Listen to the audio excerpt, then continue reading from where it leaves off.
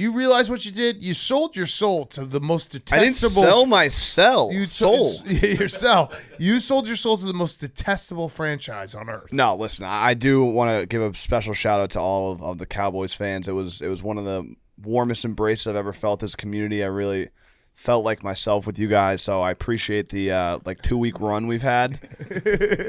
But on today's Pardon My Take NFL Divisional Round, we have our Final Four set for Championship Sunday. We're going to recap all 4 games. Maybe not the most exciting games, but they meant a lot. We have a lot to get to. We have certain people in this room who are very upset and angry and might lash out, not naming names. It's going to be a great show, though, because we watched football all weekend, and we're going to talk about football, our favorite thing in the world to do. And it's brought to you by our friends at Instacart. We have our own cart on Instacart now. We've curated the perfect football assortment, and now you can shop it with Instacart. We got Swedish Fish. We got Tostitos, Scoops, Reese's Cups, Pringles. I'm on a diet. We're all trying to get health goals. I still was like, ooh, this cart is so good. It's so perfect for a cheat day, for a football Sunday, for whenever you want it. I did have some Tostitos and queso today because, God damn it, are so good. And Instacart can bring it right to you. The world is your cart with Instacart. Instacart helps deliver all the possibilities with a fast and efficient shopping experience. Fast and flexible delivery in as fast as an hour, or you can select a delivery window. Instacart has the widest choice in items of any technology platform that helps deliver groceries from over 800-plus retailers. You can get whatever you need from the grocery store, from household essentials, electronics, home improvement, alcohol, pets, beauty, and more. You use all the apps to get your food delivered. Why aren't you doing that for groceries? And why aren't you making your own great food or having snacks? Everything you want. You know you're sitting on your couch on a weekend, or maybe it's a Wednesday night, and you're like, I don't really want to go out. Instacart is where it's at, and we have our own cart now. So shop our Barstool Pardon My Take cart right now on the Instacart app or at instacart.com/PMT. It has everything. The best chip selection ever, even the goat chips that's in there. They got granola bars. We got Swedish Fish, Reese's Cups. We got actual red Solo cups. So if you're looking to have a good time on the weekend, our cart has that, and you get free delivery when you cart your first order. Offer valid for a limited time. Minimum order $10. Additional terms apply. Go check it out right now. Instacart.com/PMT. Our own personal cart that we picked out. So eat what the pros eat. Instacart.com/PMT. Thank you to Instacart, our wonderful sponsor. Okay, let's go.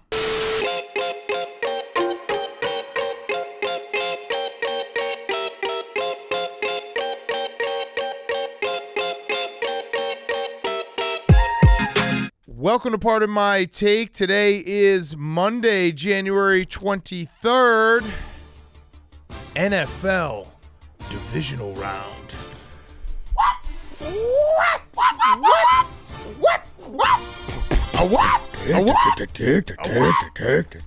Psalms? Right. We start in Kansas City, where the Jaguars' ardent keys to the game was to fall on Patrick Mahomes' ankle and hope the Chiefs' offense got drunk on Chad Henne. Even after the injury, Andy Creed had his receivers' arms wide open as the Jaguars were begging the Chiefs to stop. Billie Eilish football went down to Kansas City to try and find the bad guy, only to realize the bad guy is him. Who's the bad guy? Who's the bad guy? Chris Indiana Jones had Trevor Lawrence running for his life, trying to escape his giant balls, and the Chiefs, even with their injured quarterback, proved to be too much. Speaking of, we have him here on the line. Let's go down to Patrick Mahomes post-game with a head full of Vicodin. Yeah, your boy is tomahawk chopped and screwed. Man, I'm proud. I got my leg all lit up just scouting. I had a high ankle sprain, or as my former teammate Kyle Long calls it, an ankle sprain. I was like, put me in. I'm him. I'm him. Put me in. I got that thing marinating in ketchup right now. We're good to go. That's a fact, Jack. I'll be ready next weekend. Come on, buddy. See you next week. The Chiefs, 27. Jaguars, 20. Over to Philadelphia, where before the game, the showers don't work, as the Giants Hotel as Philadelphia was all out of hot water. Jalen didn't look like it hurts, was sharp early.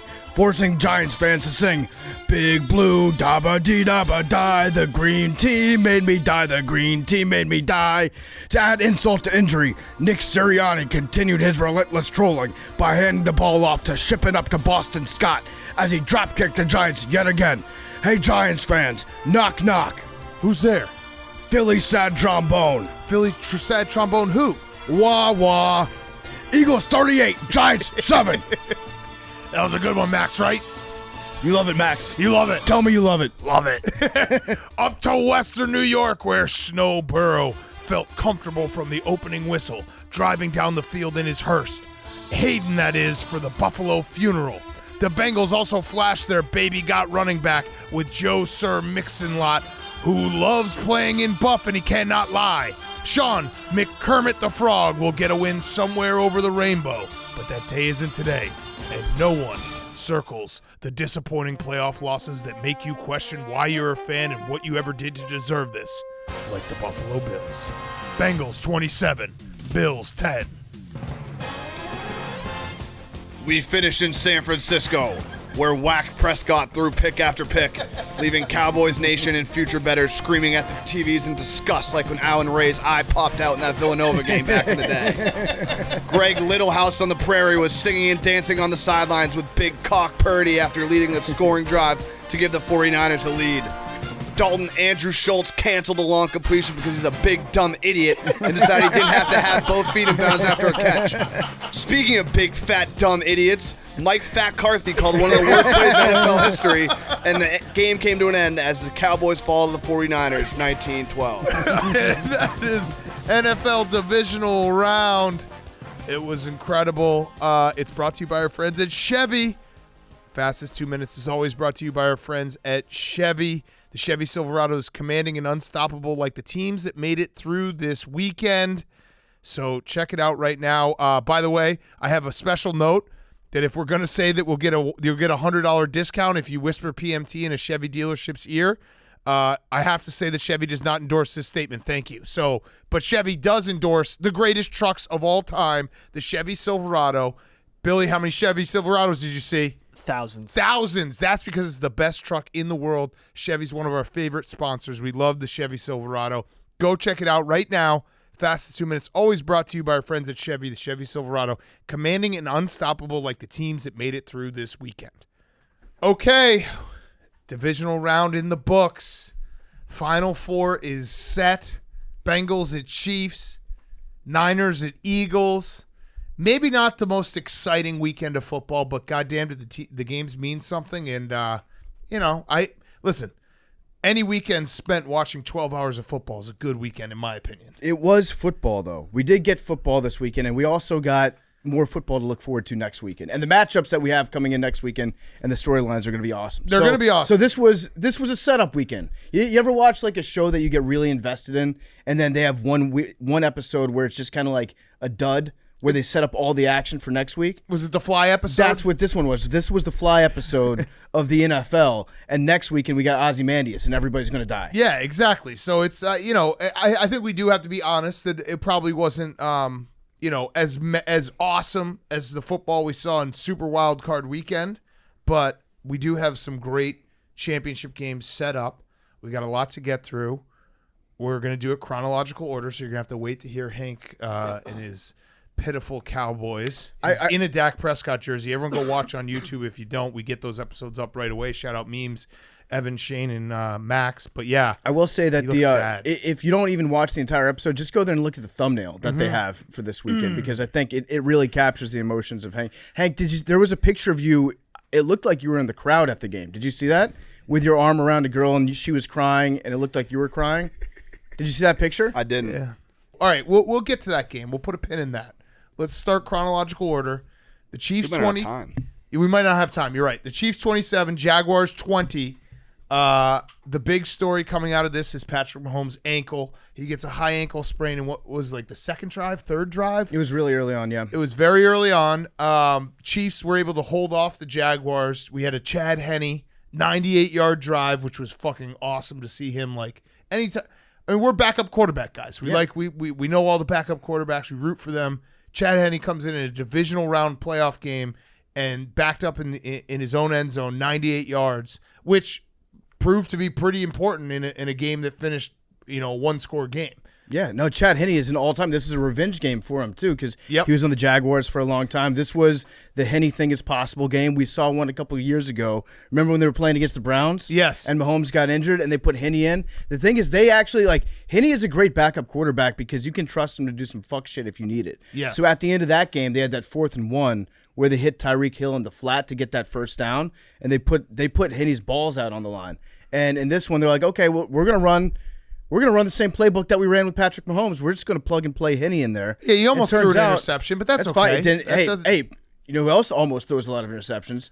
Patrick Mahomes. Yeah, and Brock Purdy. And Brock Purdy. No, but Patrick Mahomes, he takes chances. Patrick Mahomes might be a system quarterback in the sense that we're all just system human beings in life when you think about it. Yeah. But Henne came in. He fulfilled his role. He did everything they needed him to do, and Trevor Lawrence lost for the first time in his life on Saturday. And the game was weird because Patrick Mahomes obviously getting injured was the big storyline because you saw it. He gets injured. He gets rolled up on. His ankle's fucked up. I think the next play they did a handoff and he could barely get back. He could barely get to the handoff. You're like, oh, this is going to be a very big problem.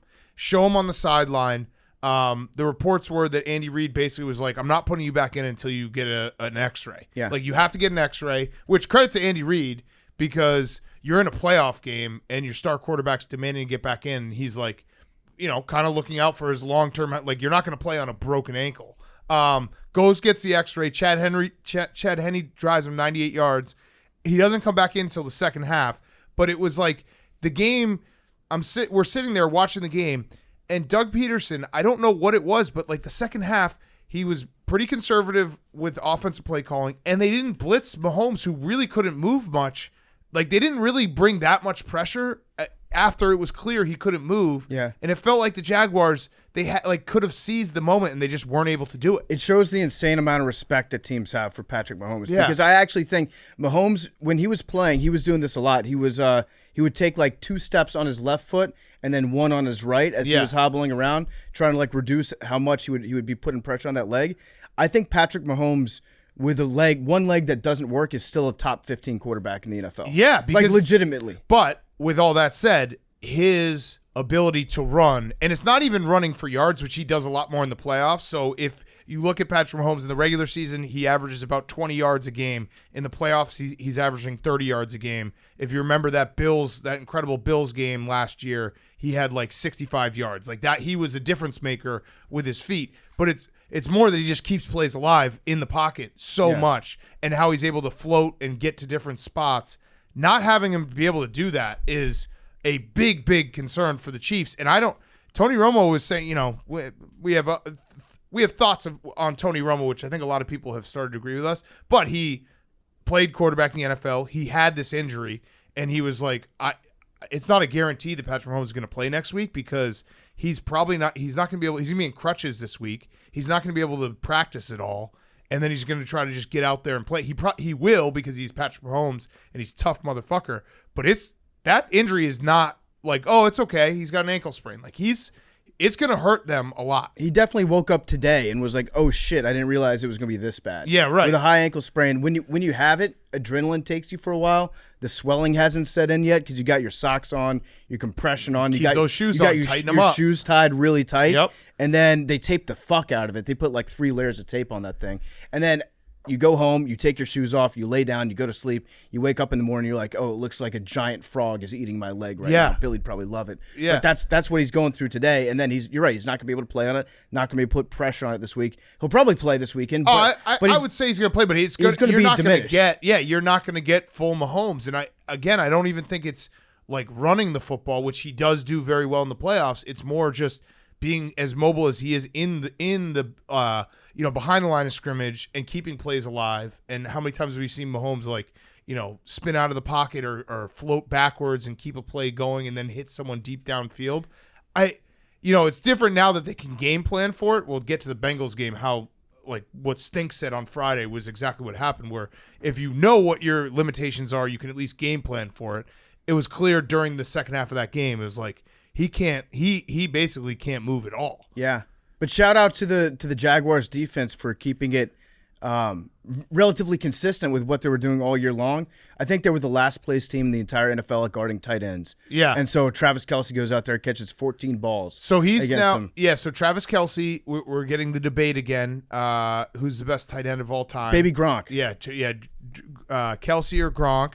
And then also just forgetting Tony Gonzalez existed, but it's probably Kelce or Gronk now. Kelce, though, is now second all-time in playoff receptions. Jerry Rice, number 1 at 151, Kelce at 120, and our guy Jules at 118. Wow. All-time future Hall of Famer, Julian Edelman. Future Hall of Famer, Julian Edelman. But Kelce is just he's just always open. And he's just better than everyone. Yeah. The little things that he does and the pockets of space, and it is a testament to like how Mahomes they had one play, Mahomes missed him by like a yard. He basically sat down in the wrong place. It was so weird to see because you're like, these guys are always they basically have their minds are one and the same, where he knows exactly where he's going to be, and Mahomes will hit him like the minute he comes out of a route. Like, it's crazy watching them play and how in sync they are. Yeah, so this is going to be, in terms of the AFC Championship game since 2011, this is going to be, I believe, the 6th one played in Kansas City. No, there's 5 straight. Five straight. So it's been held in 3 places since 2011. It's been held in Kansas City, it's been held in Pittsburgh, and it's been held in New England. So the Patriots went to 8 straight AFC Championship games.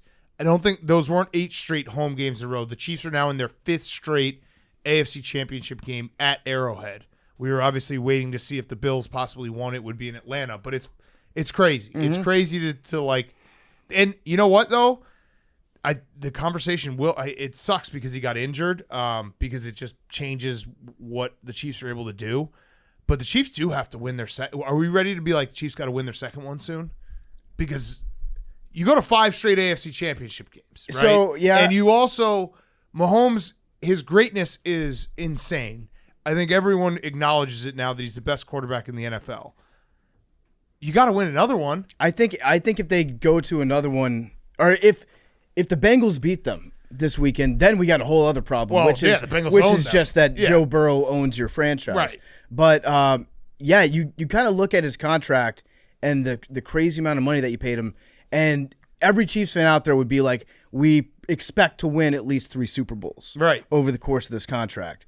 And if you don't, I don't even like. Can you even? It feels dumb to be like, is Patrick Mahomes a disappointment because he's so much better than anything that we'd seen previous to Patrick Mahomes? Yeah, in certain ways, like as a quarterback, in terms of the throws that he can make and the way that he plays, he's like a unicorn. He's a one of a kind guy.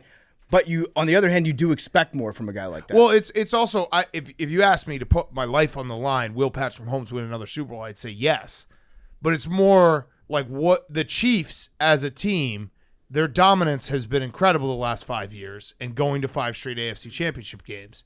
And the NFL is kind of written in like, there's decades of dominance by, teams. Like as you go through, like the Cowboys are in the 90s, and then the Patriots had it for the last 20. Like they have to win another one to have this decade stretch. Like otherwise it's like, oh, they won one. Like a lot of guys have won one. Aaron Rodgers, Trent Dilfer. Yeah, Joe Flacco. Like, speaking of Joe Flacco, you can throw those guys out there. I read a stat earlier. If you were to put together the first 5 years of Joe Flacco's career side by side with the first 5 years of Patrick Mahomes' career in terms of postseason, I think they have the exact same number of postseason wins and Super Bowls. Is that true? As each other. Yeah. Doesn't that feel weird? I feel like we got to fact check. Is that true? Fact check it. PFC, speaking of fact checks, also Dude, Denver's hosted great. the AFC title game twice. Okay, there we go. Thanks, because, Manning. Yeah, that's true. Good call. True. Good call. There's no way Flacco won that many in his. Maybe I was mistaken Denver for Pittsburgh. Maybe Pittsburgh was 2011. Okay. When did Flacco come in the league? He came in the league 2000. I want to say 2009, 2008. All right. So 2009, he had 3 wins, 2, 5, 7. Yeah. Yeah, you might be right. 11. Yeah. Flacco was kind of a beast in his first 5 years. Flacco, Mahomes. It's just something about Joe Flacco. They're the same picture. Yeah. The meme. Yeah, Yeah, exactly. Yeah, they're the exact same picture. Also, shout out to the Kansas City Potato Girl. Did you see the Potato Girl in the stands? Owned She- her. yeah. Owned the Jaguars fan. She was eating a hot baked potato, just like raw dogging a baked potato that she had in her Loved it. pocket. And a Jaguars fan tried to snipe her in the stands and take a picture and be like, "Look at this freak eating a baked potato. Like that's not perfectly normal Midwestern behavior." Yeah. And she got him on the reverse picture of him taking the picture of her, shamed his ass. I'm in favor of eating a baked potato at a football game, especially if it's cold.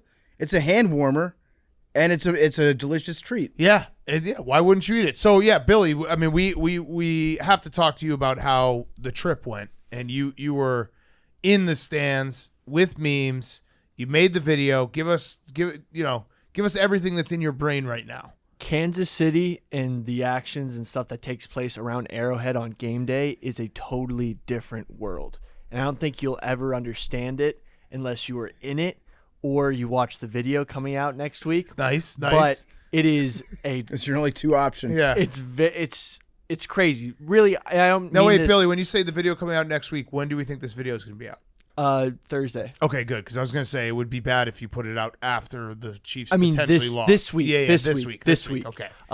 But basically, I don't mean this is a knock on Kansas City, but almost everything is centered around knock. Arrowhead Stadium. Like Yeah. it is the only thing that's there is the Kansas City Chiefs, barbecue, jazz, and nothing else. Shout out Jazz. Yeah, You go to turns out Jazz they're clubs?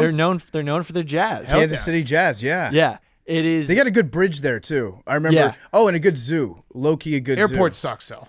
airport, but kind of nice because no lines. Yeah, no, it's like a bus And the terminal. Royals. And the Royals. Yeah, the Royals do exist. George Brett's there. Yeah. they And did the win a World MLS team. Series. And the MLS team. So, did you get to the bottom of it? Like, Yes. can you tell us a little bit about this video? You did a Yes. bunch of interviews, right? Yep, I interviewed a bunch of super fans, met a lot of really awesome people who were involved in the tailgate scene. Shout out Vandy Reed and that gang around there, throw an awesome tailgate. Met Weird Wolf, fake Andy Reid, Okay. and we got an exclusive interview with the man formerly known as Red Extreme, who you may remember Yeah. was the guy who knocked out X Factor. Yeah, You hear his side of the story. Because words were said that he was sleeping with X Factor's girl. And they Yes. get to the bottom of it. Yes, but we got some truth and some answers, and we're gonna Okay. deal with some I stuff. love in the it. video. Also, all right, so a couple other questions. One is, so you're still wearing your Kansas City Chiefs stuff. Billy did say I was taking the elevator up with him. He's like, I think I'm going to go full heel and just be a Chiefs fan for the rest of the playoffs. I was like, I don't think that's really heel. Yeah, what's heel? it's just like, so fun. We like Chiefs fans. Yeah, like I like Chiefs fans. Patrick Mahomes is incredible. That's fucking lame. it's so fun rooting for an actually good team. Yeah.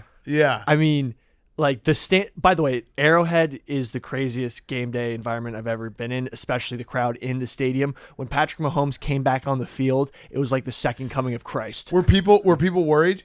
Yeah, in the stands, because you couldn't, being in a game, you don't really get updates on the injuries. We saw him limping, but we didn't know how bad it was. Then he went out, and just like everyone was worried about Patrick Mahomes. It was like they worship Patrick Mahomes. We were walking into the stadium, and there was rock, like it sounded like Christian rock music, but the hook was them singing about Patrick Mahomes, and they were blasting this, like like you hear the like those Christian rock music, like Jesus is our Savior. This was like Patrick Mahomes, like it was the craziest. Like I don't want to say it was cultish, but like their obsession and love for the team was something that was just so amazing. I love it. It was really awesome. Did you get a chance to meet Jackson Mahomes? So Jackson might not. Jackson's been playing it low key, for various reasons. Because I was Yeah. thinking they harvest his leg and they give it to Patrick. Yeah, Same DNA. exactly. You could chop off his Match, do yeah. a transplant. Yeah, Yeah. He's a dancer. yeah. He's got quick twitch muscles. Breaking moose. Are you gonna do the cow? I just got a text message. Hank doesn't like when we name drop, so I won't say who sent me this text message. They may or may not have been playing in a game this weekend. He texted saying, "Next time I'm on the pod, I'm going for Hank's throat." Oh wow, And that could be anybody. It could have been anyone, but it also could have been someone who just got back to the locker room and got their phone. Oh wow. So we don't know. We Brett don't know. Maher. Could have been anyone. His longtime Dak student Brett Maher. Prescott. Yeah. Could have been anyone. Hank, who do you think it was? Trent Williams. Yeah, probably. Probably. Probably pissed him off. for the boys. Pretty good. Yeah. Yeah. So you worried?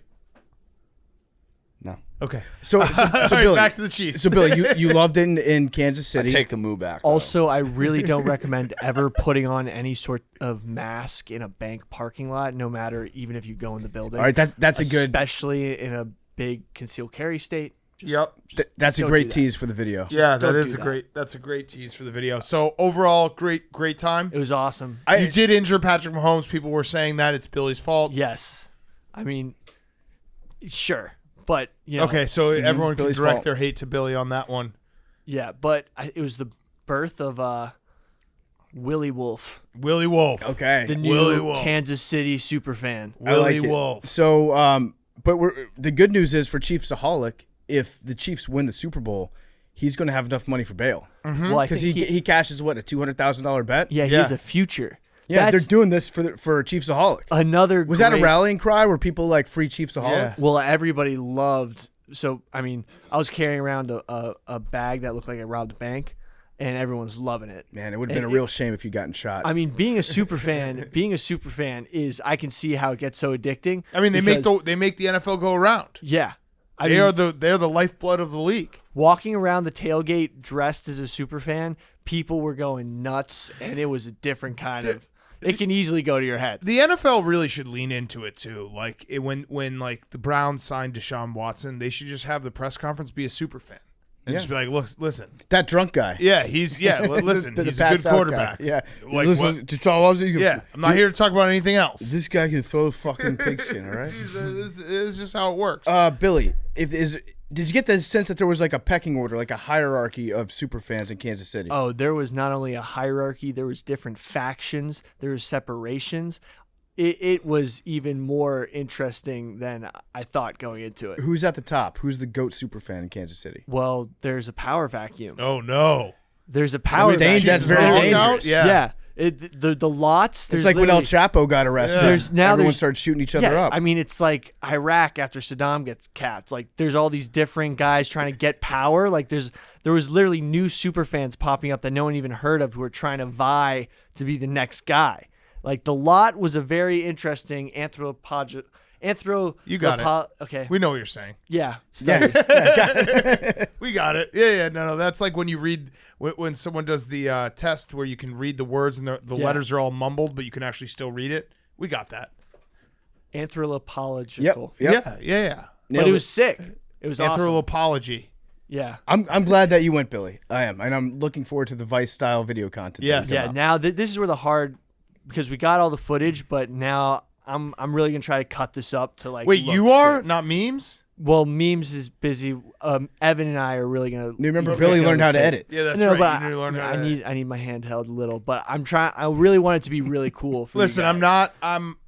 I'm rooting for the video to come out great, but it would also be very funny if like it was just a silent video, like no sound ever. You forgot to like plug in Yeah. something. Well, no. and it At one point, we were at the tailgate and we had all the releases, and at one point it was like, "Do you have the releases?" And Oh, then it was no. like, if we don't have the releases, we can't release any of this footage. But we No, got it. you don't need releases. No, I mean they're Nobody wearing cares. masks. No one Yeah. cares. Yeah. You won't get sued probably.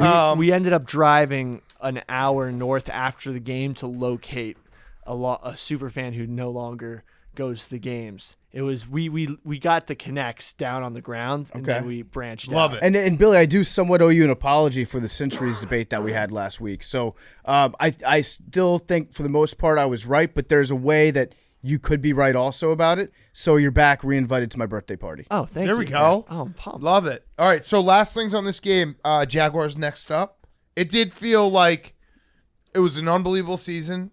Doug Peterson was going to be in the running for Coach of the Year. Trevor Lawrence is definitely the real deal, and they just fell short because they were not like even with Patrick Mahomes injured. I think if Patrick Mahomes doesn't get injured, I think that's like a blowout. The way it felt like it was going in the first, half of a quarter. The Jags could have won the game. Agnew, that fumble that he had down in the red zone, that really ended the game for the Jaguars. But they were going in. They could have. there's a world where the Jaguars win that game. Yes. And they beat the Chiefs. It was like the perfect storm of everything that they needed to happen in that game. And it almost happened. But yeah, it does feel like the season before the season for the Jaguars. Yeah, right. Where like Trevor Lawrence was waiting in the tunnels for everybody after the game was over, dapping everybody up.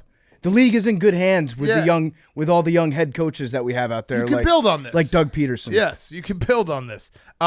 Also, Harrison Butker nailed like 2, I think, 50-plus yard field goals. Yeah. Which is good for the Chiefs because the Chiefs, we've said it all along, like their special teams has been a little bit scary all season long. I think they gave up a long run back, too, in this game. And then the last thing I had was, did you know that Frank Clark is 4th all-time in sacks in the postseason? That's kind of crazy. I know, I did not know that. Big-time player. Makes big-time plays. So it's Willie McGinnis has 16. Yeah.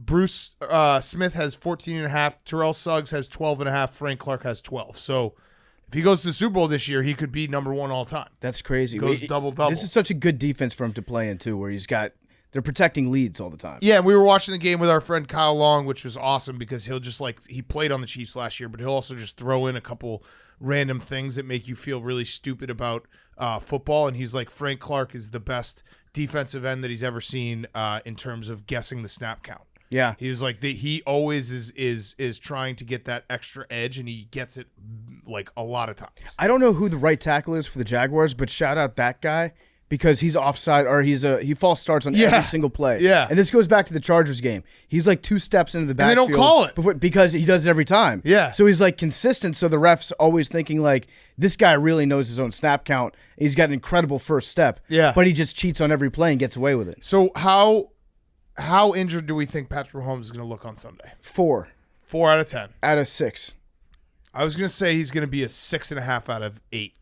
That's about the same. Yeah, about 4 out of 6, and you think he's going to be more injured than I do? a little Slightly. bit more, just a touch bit more. Okay, I think I don't see him wearing a walking boot during the week this week. He was wearing one leaving the locker room. Oh, he was? He was. That changes it. Yeah. All right, then I'm going with 5.15 out of 7. They always say an ankle sprain is worse than a break. It is, yeah. Yeah, a high ankle sprain too just sucks. I think that the term ankle sprain does that injury actually like quite a disservice. Yeah, Because it looks like it hurts like shit. it's like stretched ligaments would be more like all your ligaments got jacked up. Are torn even. Some Yeah. probably got torn. But you think ankle sprain and you're like, oh, my math teacher sprained her ankle. Yeah. And she just kept going to work. Like it doesn't sound as bad. Yeah, like I sprained my ankle walking off a curb. Funny. Yeah, there are a few things. Like I would say the bends. If you say somebody has the bends, that doesn't sound as bad as it actually is, where you could die from it. But the bend sounds like it's a cramp. Yes. But a high ankle sprain, it's gonna be tough for him to be explosive on. Yes, and it's maybe I mean he's a gamer, so he'll obviously I would put anything on the fact that he's going to play. It's just how limited he will be. I still think like if I watching that play and Arden Key fall on his ankle that way, like if I were in the NFL, I would just be like, shoot me like a horse. Get the curtain out, the shower curtain out. Just have everyone. No one needs to see me get shot like a horse. It's the tarp, But yeah. just shoot me like a horse right on the field. I don't want to deal with this pain. He has the tarp, and he just straight up got up and ran to the sidelines, and then he got mad at his own body. He was like pissed at his ankle for failing him, and then he was pissed off at Andy Reid for not putting him back in the game, Even though he was injured. even though he's clearly injured. Yeah. Shout out Andy Reid. Turf toe is another one that hurts like shit, but it Turf sounds toe. like a little baby injury. Oh, turf toe is the weakest injury you could possibly get. It's basically a stub toe. Yeah. Not even. Except Dion had to cut his foot off, Yes, basically. that's true. Turf toe could do that. Yeah. All right. Before we get to the Saturday night game, PFT, you have a quick ad from one of our sponsors. Yeah, one of our favorite sponsors, Coors Light. I had a couple Coors Lights on Friday. Let me tell you what, the mountains were blue. When you're juggling work, family, and life in general, things can feel chaotic. That's why Coors Light helps you find moments to unwind all year long. So whenever you need to hit reset, reach for an ice-cold Coors Light. It's made to chill. Billy, I bet there were tons of Coors Lights flowing in Kansas City. That's a Coors Light town. It is. Big time. Coors Light, there's nothing like the 5 o'clock Coors Light. You get home, you sit down on your chair, the special chair that you have that you love sitting in. It's your chair. It's not your roommate's. It's yours. You crack open that Coors Light. That's a great beer right there. That's a Mount Rushmore of beers. Coors Light is great when it's time to relax. Just crack open an ice-cold, mountain-cold refreshment that's made to chill in Coors Light. When it's time to unwind, Coors Light is the beer I reach for. When you want to hit reset, grab the beer that's made to chill. You can get it delivered straight to your door with Drizzly or Instacart by going to CoorsLight.com/take. Celebrate responsibly. Coors Brewing Company, Golden, Colorado. Okay, Saturday night. Philadelphia Eagles 38, New York Giants 7. This game was over at 7 a.m. in City Center, Philadelphia, when some enterprising Birds fan blew up the water main, and the Giants couldn't get any water in their hotel. So shout out Philadelphia, great sports town. It also was doubly over when the Giants won the coin flip and elected to kick off. And the Eagles went right down the field, and it was as easy gets. And holy shit, did they demolish the Giants. Yeah, it's tough. Like, if you're a Giants fan, you're probably pumped that you won a playoff game this year. Brian Daboll looks like he's an awesome coach. Daniel Jones had glimpses where he looked like he was, without a doubt, the future. And then this game happened. And now you're going into the offseason like a little bummed out. And as pumped as you are for Brian Daboll, and you're like, this guy's got balls, he had one of the saddest punts of the year in the fourth quarter. So it was 28-7. The Eagles were absolutely pacing the Giants, and it was 4th and 6 at the New York Giants 42, so midfield-ish. It was a short six, too. It was like pretty much 5.5. Now, it was actually the double whammy because it was second down, 2nd and 1. Daniel Jones did the dumbest thing ever, and he just ran out of bounds when he couldn't find anyone to throw to and took a 5-yard loss. Inexcusable. Then you get to 4th and 6, 13-21 left in the game. You're down 21 points on your own 42, and Brian Daboll elected to punt, and they didn't get the ball back for until there was 5 minutes left in the game. Yeah. The Eagles just ran the ball down their throats, and they got the ball back with 5 minutes left in the game. It was, for all the goodwill, like, I think Brian Daboll's an incredible coach. I think he's got a long future with the New York Giants. But then you have one of those things. It's like a guy you meet, and it's like, oh, this guy I'm hitting off with, like, it's fun, like a new friend. And then he does one thing, and you're like, wait, is he kind of a psycho? That was my one thing where I was like, wait, is he kind of like a pussy, or what's going on here? Is he a coward? Like, what is happening here? Because everything he's done this year has been he's pulled the right strings for the entirety of the season, and then he did that one thing, and you're like, whoa, this is kind of fucked up. Yeah, it was bad. It was very bad at the end. But there's been so much good that you have coming out of Brian Daboll, and the offense just looked entirely different from what it's been in the past with Joe Judge, and you have a lot to look forward to if you're a Giants fan. Now, with Daniel Jones, he seems to have played himself into a situation where he's the most valuable to the Giants, I think, and the Giants can get the most for their money out of Daniel Jones. So they're in a weird situation where he's not going to command like top tier money, but he might command, I don't know, $30 million a year. Yeah.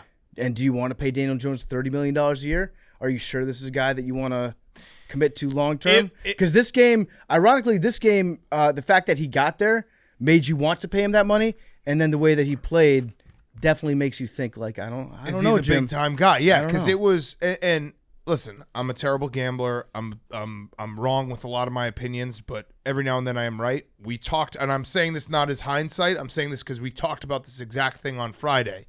The New York Giants had a fantastic year.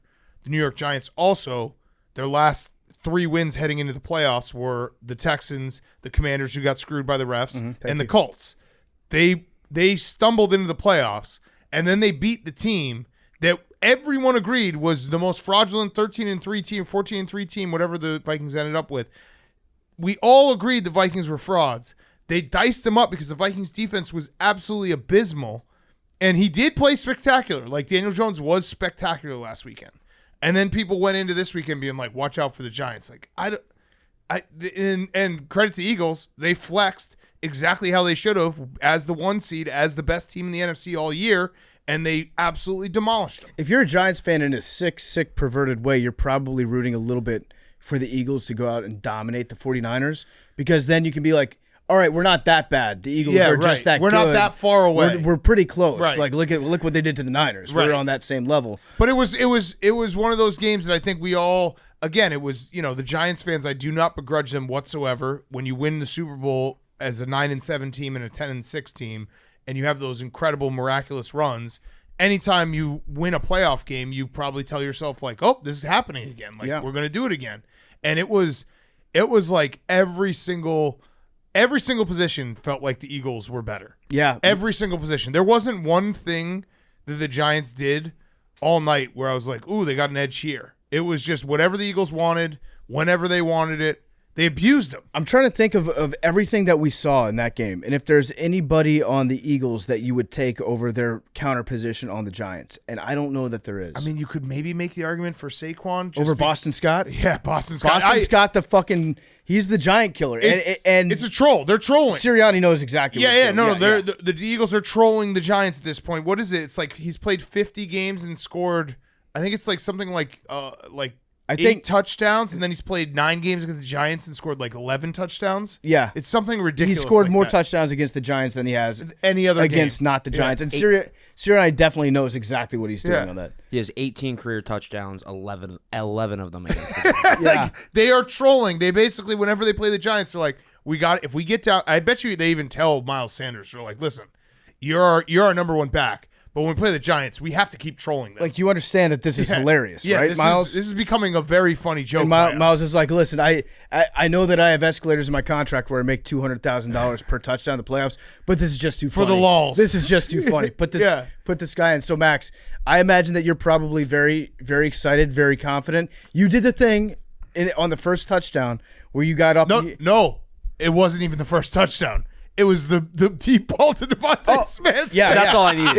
It was a sick pass and a sick catch. Max did the thing where he stands up and he gets mad at everybody around him because he's so pumped up about the Eagles, and you just see everybody like they're the enemy. Oh, ready? Middle. No.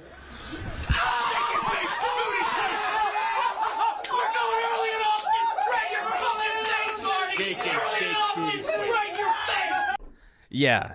No, that's fact. Marty said some dumb shit to me when I walked into the room when I was getting in the zone, and I basically knew that he was going to be my guy that I had to go after when I needed some excitement, because there needs to be an enemy in my sight at all times. Are you a little upset that the Giants didn't make it more of a close contest? Like, you were kind of on cruise control for most of the game. Yeah, no, I like that. I probably... He was taking naps. Yeah. Like, he was, during commercials, he was closing his eyes, being like, I just got to rest up, keep my energy. I mean, it was... The quarters in there was tough. Yeah. It was tight. We were tight. Squeeze. It gets hot in that Hoboken room. I was sweating. My sweatshirt was probably a little too small. It was. This is all right. It was difficult in there. Jason Kelsey had such a sick block, like one of those one-handed like choke slams. Shout out memes. That guy we got tagged. He's going to retire, and he's going to be retiring at the top of his game. Yeah. Memes tweeted Travis Kelce by accident, and everyone's like, you guys don't know ball. So that sucked. But here's Max. Oh, ready? Middle.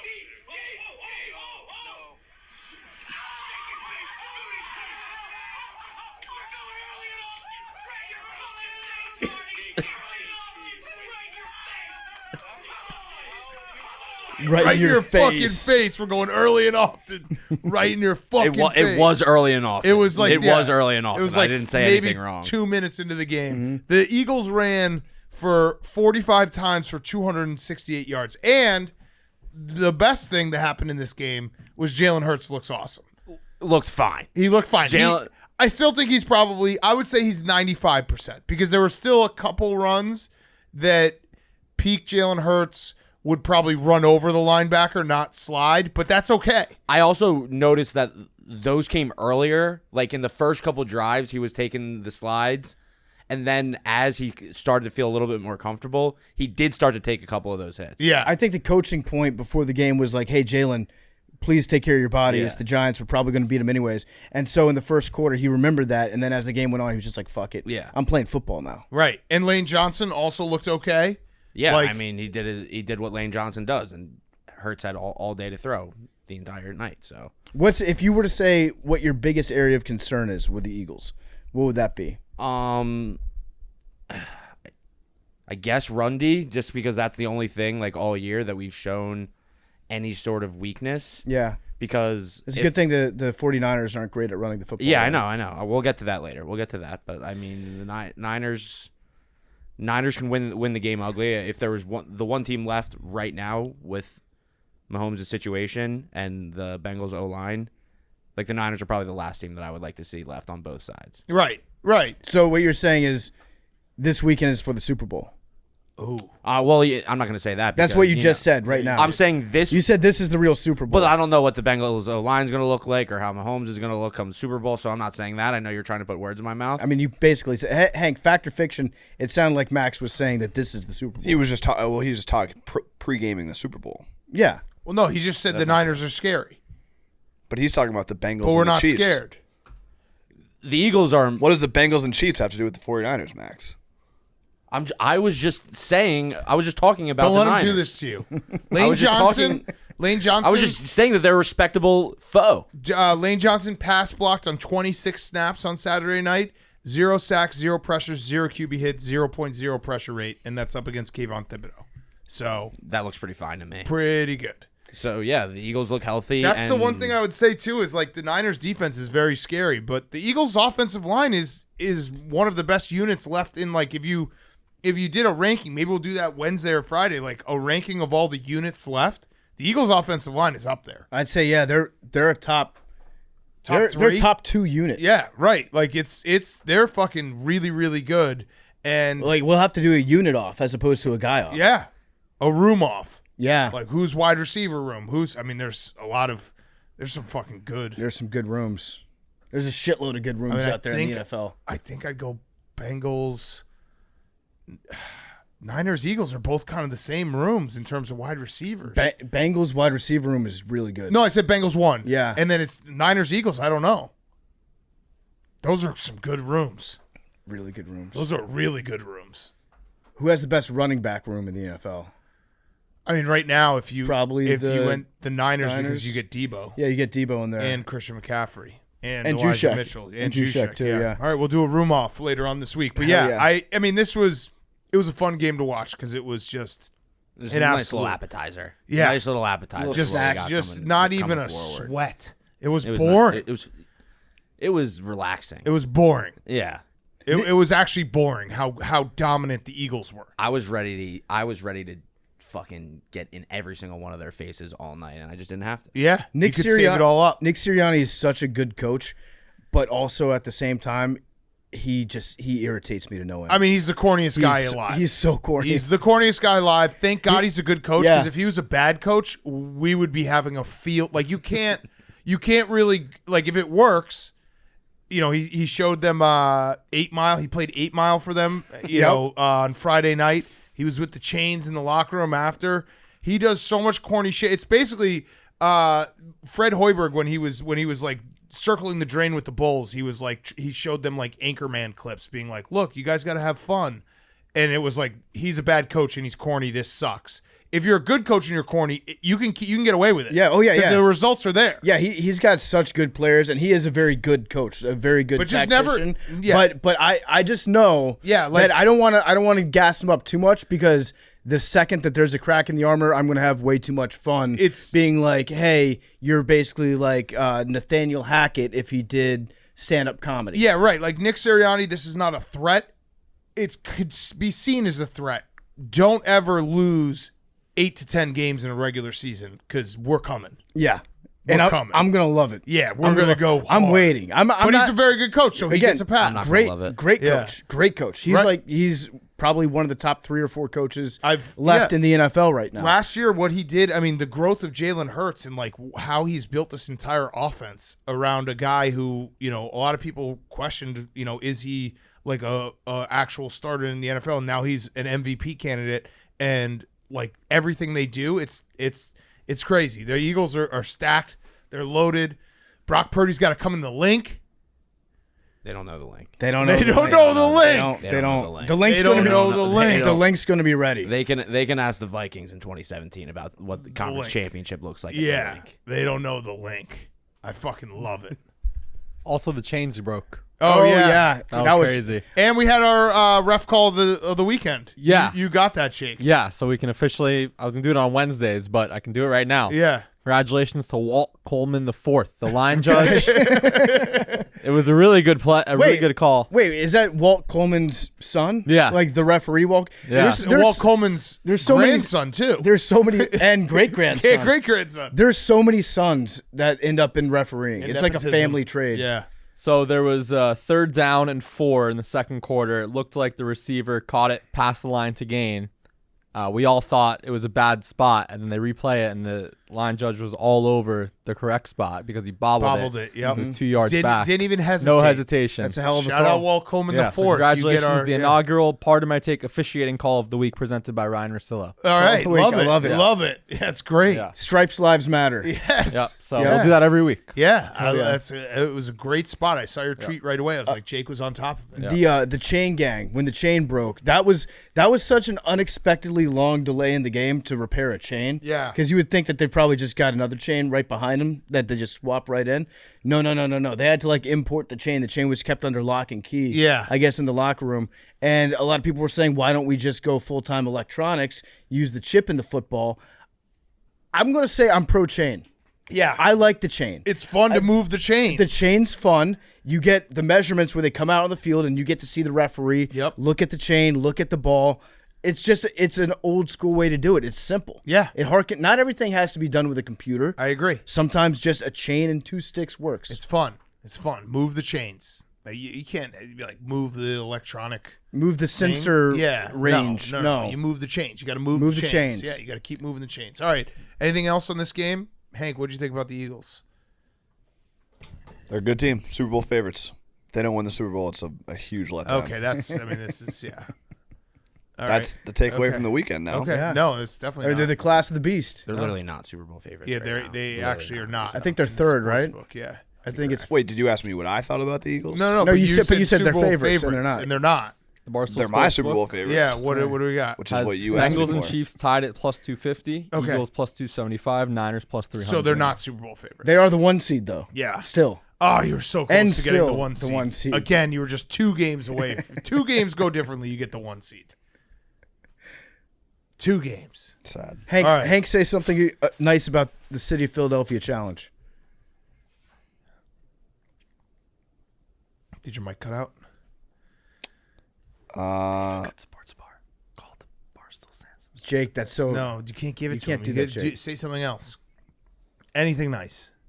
Just one nice thing. Nothing. They almost won the MLS championship this year. They did. And they almost won the World Series.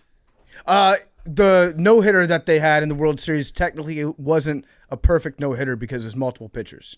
It was funny when we were watching the stream and we had, 7 Giants fans, 7 Eagles fans. And because the game got so bad, it just became shit talking about baseball. And at one point, the Eagles fans were making fun of Aaron Judge, and they're like, Bryce Harper's a loser. And then I think Smitty said, "How many World Series has Aaron Judge played in?" And I was like, well, "Guys, we gotta get back to the football here because Played this is in. not a good argument. Hank, No one's winning this one." You know what you should be rooting for is just for Philadelphia to lose as many sports championships as possible. Like they lost MLS, they lost Hank or Max, cover yours. They lost baseball. What if they lost football and they lost NBA all in the same year?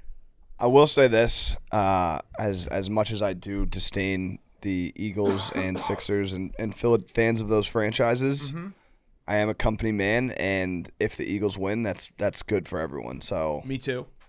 and it's good for Big Cat. Yeah. And I like 22 Max. and 1 kid. So yeah, I mean, I if I had to root for a team, I guess it would be the Eagles. Wow. Okay. But I'm not going to root for anyone. Okay. So you're gonna stick back as you say that in your Dak Prescott jersey, in your acid wash jean shorts. Yeah, it's been a tough day. I've been mourning. Yeah.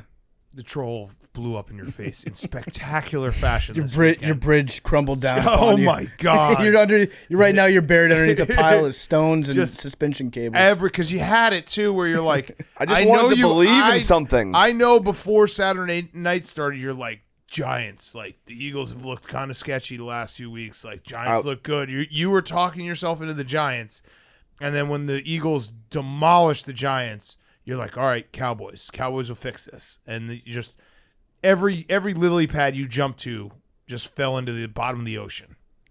Yeah, pretty much. Yeah. So you're jumping to Philly now. No, I'm just not said that. jumping. No, you said that that. if you had to pick one team.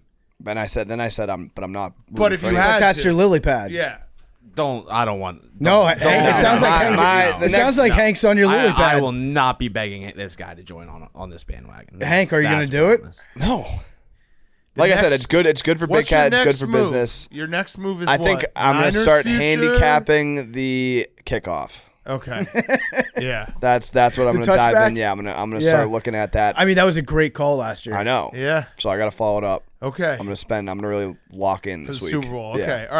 All right. Let's go to Sunday. Bengals 27, Bills 10. The Bengals showed up in Buffalo, snow game, and absolutely took it to the Bills. Like this score was closer than the Eagles-Giants game, but it wasn't much different in terms of the domination. Like the Bengals dominated the Bills from the get-go. Like they went down the field easy. We're up 14-0. It was insanely impressive. Like the Bengals, not only with their offensive line, they dominated the line of scrimmage with a banged up offensive line. They ran the ball down their throats. They ran for 172 yards. Joe Burrow got sacked one time. They had 8 different guys catch passes. They had 2 penalties all game. They played like a perfect game.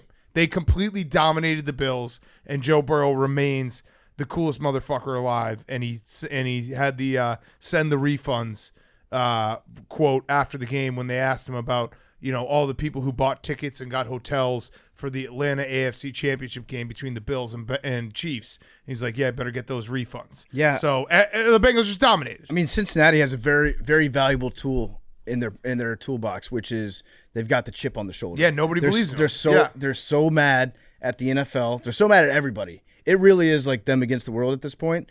In their mind, nobody has respected them enough. No one's respected Joe Burrow enough. I mean, no the one's line respected was their coach enough. No one's respected their line, which, like, to their credit, their offensive line was awesome today. Awesome. They played really in the running game. They were just shoving people backwards. It was actually a very, very good game plan that they had, and nobody's respected their defense enough, which is incredible. And they might have we should do a part of my take coordinator of the year award. Yeah, because Lou, is it Anarumo? Yeah. Good fancy fuckboy's name, Lou Amaruno. Lou. He is Sweet Lou is probably in our top. He's on our short list, our finalist for coordinator of the year. I mean, their defense was exceptional today. Basically had the Bills flustered all day long, and Zach Taylor deserves a ton of credit because like it wasn't even just how they like. It was that they ran the ball, but the runs that they designed and the quick passes, Stink alluded to it on Friday. He basically told us the game plan, like how you can basically get it so that there's only 8 to 10 times that the offensive line truly has to pass block a 5-step drop, and they did it. Like everything worked for them. They had the perfect game plan. And what I was saying, like we said on Friday, but the fact they were 6-point underdogs, I woke up this morning, I was still baffled. I stayed away from the game because I have that Bengals future, but I was like, I think the Bengals are just as good as the Bills. Why is this game 6-point line? Like, it makes no sense. And so I went into it expecting, like, because it never feels that easy. I was like, oh, the Bills will probably kill them because there's never free money just being handed out like that. And it was the exact opposite. The Bengals just completely demolished them. And now with Patrick Mahomes hurt, and on top of that, not even Patrick Mahomes, like, the Bengals own the Chiefs. 3-0 is ownership. Yeah. And they got to be feeling pretty fucking good. It's tough to beat Not a team scared of Arrowhead. Tough to beat a team 4 times in a row in It's the NFL. crazy, Big Cat. man. They are so good. They're awesome. Joe Burrow has won 5 playoff games with the Bengals, which equals the entire history of the Bengals prior to Joe Burrow joining the team. That's nuts. It's crazy. And I was thinking back to 2019. There was a game. I remember it well. It was the Washington R-Words at the time against the Miami Dolphins. R-Words were 0-5. Dolphins were 0-5 too, I believe. And Dolphins scored a touchdown. No time left on the clock. They decide to go for 2 to win the game. They don't get the 2. The R-Words win. if the R words lost that game, they would have had the number 1 pick, and then I would have Joe Burrow for the rest of my life. Damn. And I would be happy, and my entire life would be so much better in all facets. God damn. So it's a sliding doors moment. Congratulations, Cincinnati. You won the Joe Burrow sweepstakes, and he's that good. He's that good where I fully expect, like, you don't need home field advantage. No. Bengals, I know that you're upset about it because of what happened with Bills game, but this is actually better for you guys that you went into Buffalo, and the word of the day is roughshod.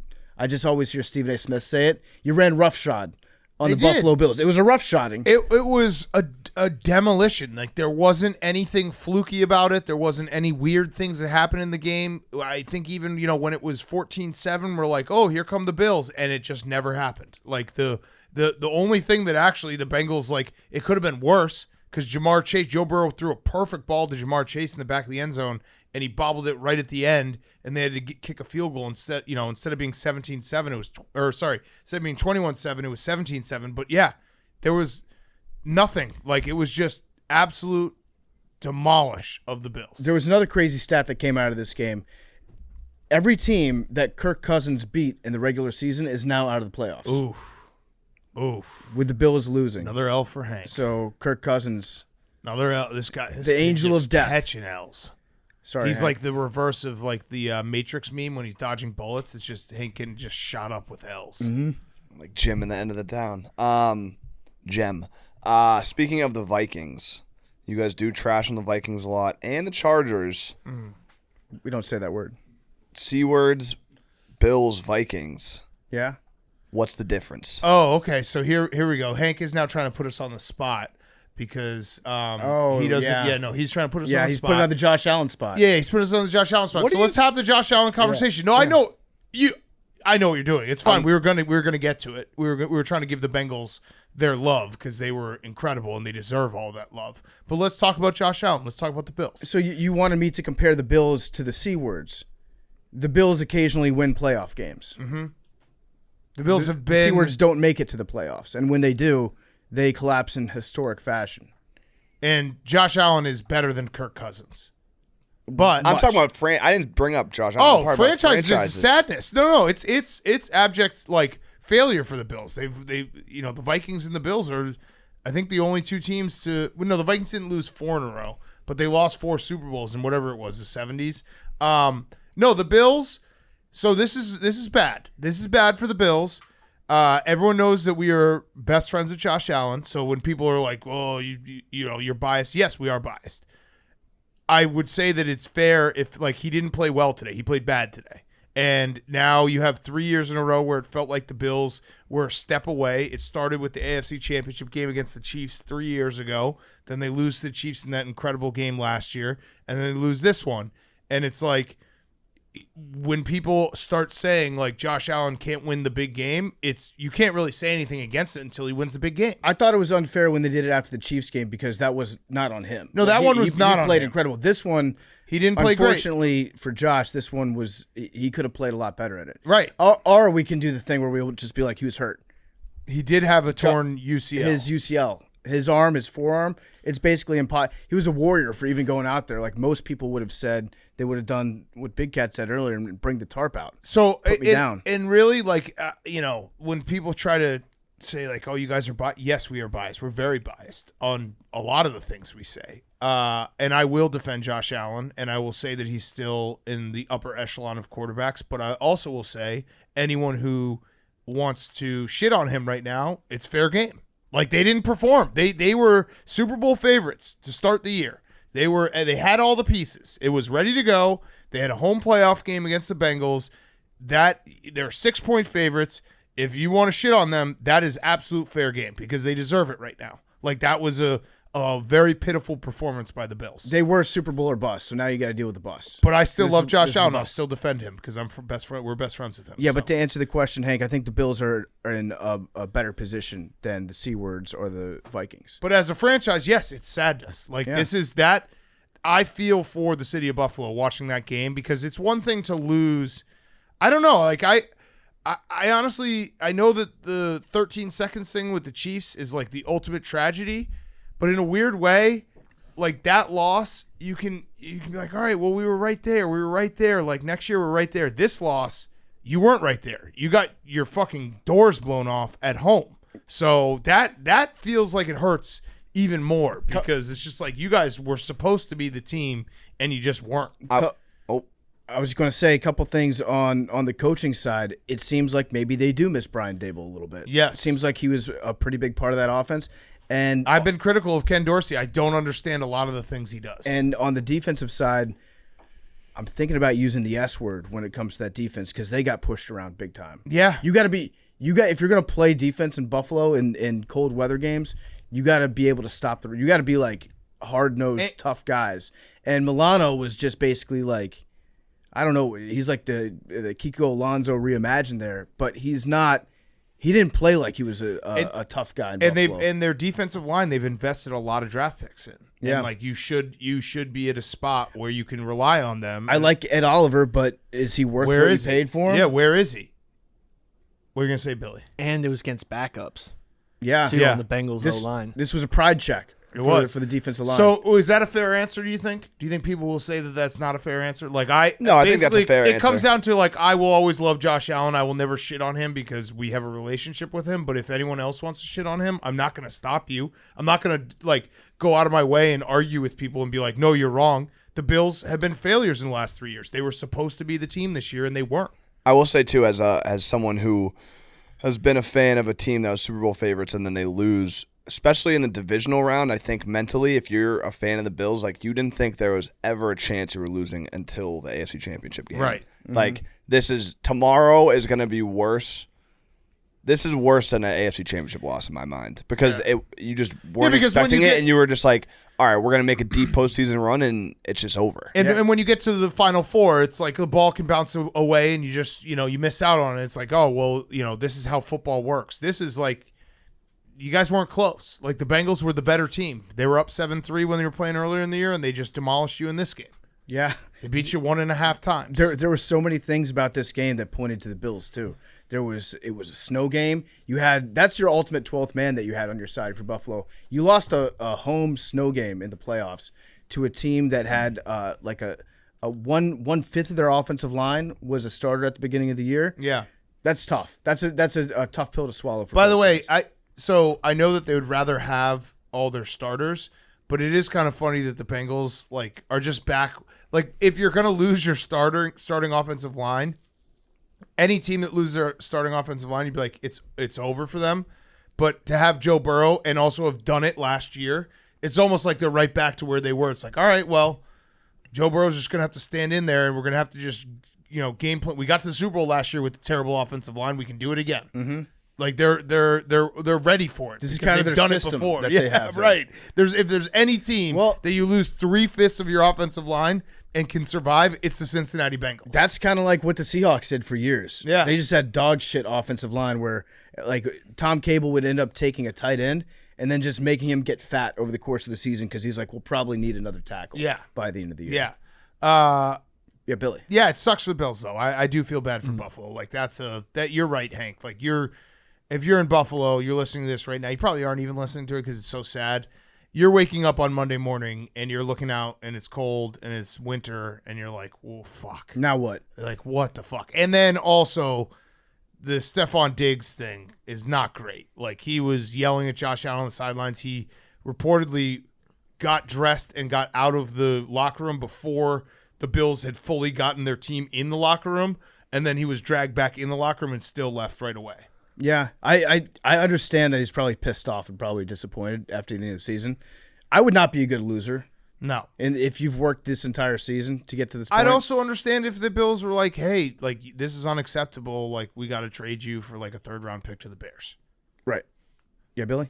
I think Josh Allen is on a little bit of an island there with the offense, and I think that especially got magnified when Dable left because now he's sort of the biggest cornerstone of the offense and continuing on what they did last year. No, there's this Superman aspect where he feels like he has to do everything. I don't understand, like, I feel like every single year we're told the Bills have a running, like, oh, don't worry, they have a running game. They have a running game. Oh, even this year, like, oh, they have a running game.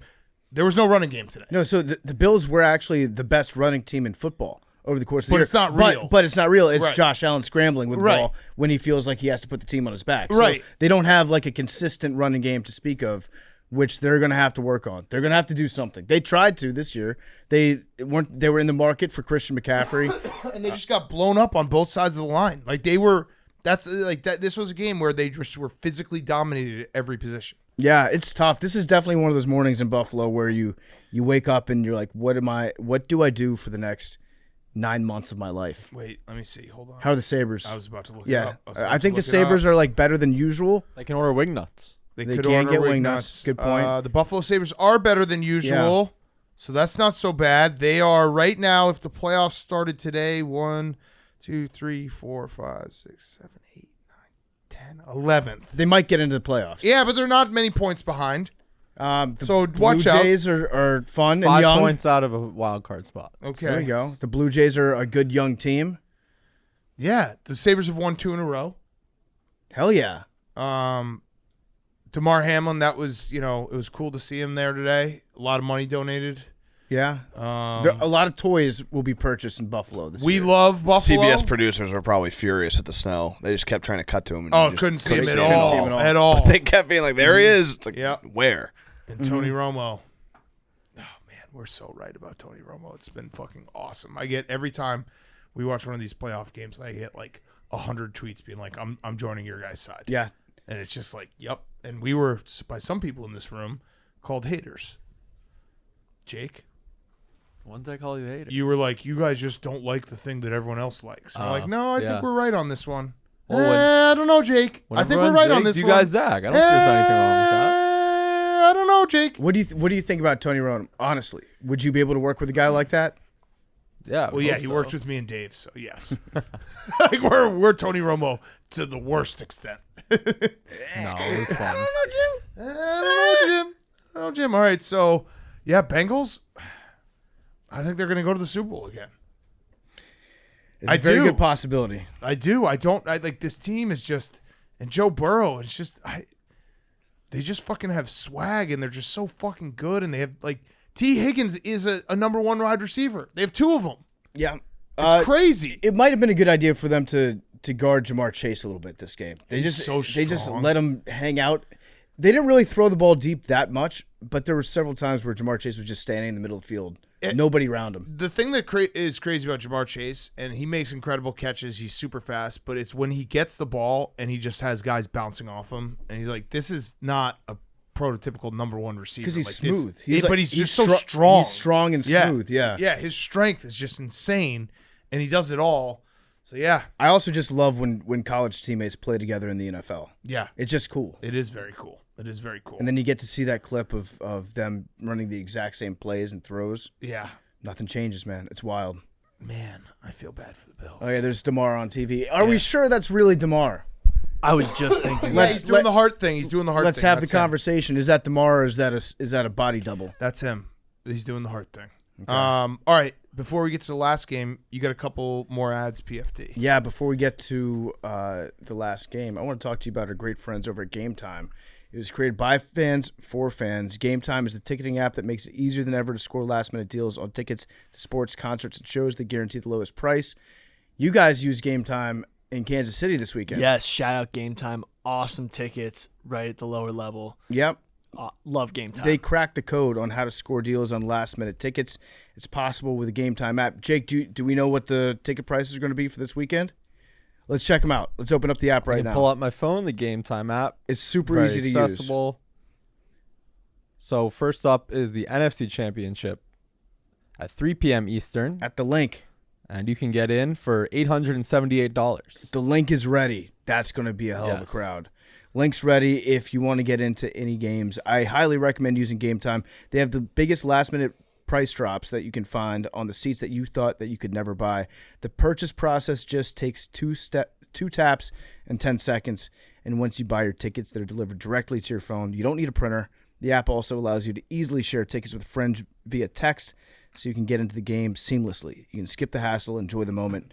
Download the Game Time app or go to the website, enter your email, and redeem code PMT. Here's $20 off your first purchase. Some terms apply. That's when you go to the website or you download the app, enter your email, and you redeem code PMT for $20 off your first purchase. Terms apply with Game Time. The last game's also brought to you by C4. I love C4. I drank a C4 yesterday morning. I drank a C4 this morning, actually, before I went to the gym. You can experience big game energy live with C4 Energy. It's a new year. We're fully dialed in. I'm getting my Super Bowl abs on track. We did Squat Mageddon in this very room on Thursday. I drank a whole bunch of C4. Enter for a chance to win a trip to Arizona. You can get tickets to the 2023 championship game and party with us. We want you to get after it with us. So you can enter through January 31st only at your local QuikTrip. What you do is you scan the QR code at the C4 Energy display. No purchase necessary, must be 18 or older and have a valid ID to win. But go to QuikTrip before January 31st. Go to your local QuikTrip, scan that QR code for the C4 Energy display, and you can enter for a chance to win a trip to Arizona to come party with us and get tickets to the 2023 championship game as well with C4. I love C4. I'm going to house a C4 Energy tomorrow morning before I get my day started. That's what I do. C4. We love it. Okay. Last game of the weekend. 49ers 19, Cowboys 12. Yeah. This was also a rough shotting. This was Hank, you got to run rough shot on. I wish we had a Cowboys fan who could defend what we saw. Oh wait, Hank, what's that jersey you got on? It's a Dakota Prescott jersey, Dan. How do you play? It's getting thrown in the trash. Wait, is immediately it- after this recording? Is that the same Dak Prescott that hasn't gone 2 games in a row without a turnover since 2019? Is that true? Yeah, and didn't he not have a turnover last week against the Bucks? That is true. And then how many interceptions did he basically throw today? I counted 4 basically interceptions. Basic, yeah. 2. He had 2. Probably should have had 5. Yeah. So, and then also, is that the Dak Prescott who plays for the Cowboys who just broke their own record of 13 straight postseason appearances without getting the conference championship game? 13? 13 straight times they've gone to the playoffs. They had the record. They were 12 straight times they went to the playoffs. Not obviously consecutive years, but the last 12 times they went to the playoffs, they were not able to advance to the conference championship game. They broke that record today, and it's 13 now. That's Is that the embarrassing. same Cowboys? That is the same team. That's embarrassing. Wow. Is that the fuck. same Dak Prescott whose favorite color is gray It and is. got beat up in Panama City? Correct. Oh, wow. And is And that you bet on that Dak Prescott? Yeah, you wanted to troll us by doing a Cowboys future and going all in on the Cowboys, and they quote unquote great value didn't even get to the conference championship. It was great value last week. Well, no, it wasn't, because cashed they out didn't for even plus get- money, but I chose not to because I'm a true Cowboys fan and I ride or die with this team. That was a mistake, but I don't regret my decision one Did you bit. bet the Cowboys as well? Oh, yeah, yes. Oh For a no! lot. Basically as much as the future, which was a mistake. Yeah. Was that the same Cowboys whose owner walked down onto the field this morning when Brett Maher was getting warmed up, missed 2 field goals in a row, and then pulled him aside and yelled in his face like, "Hey, you son of a bitch! You miss one of these in a game, I'm gonna slit your throat." The 49ers were I'ma come in your pulling shoe. some disgusting tactics pregame. No Like what? respect. They were just not letting him kick. Oh, that was very funny.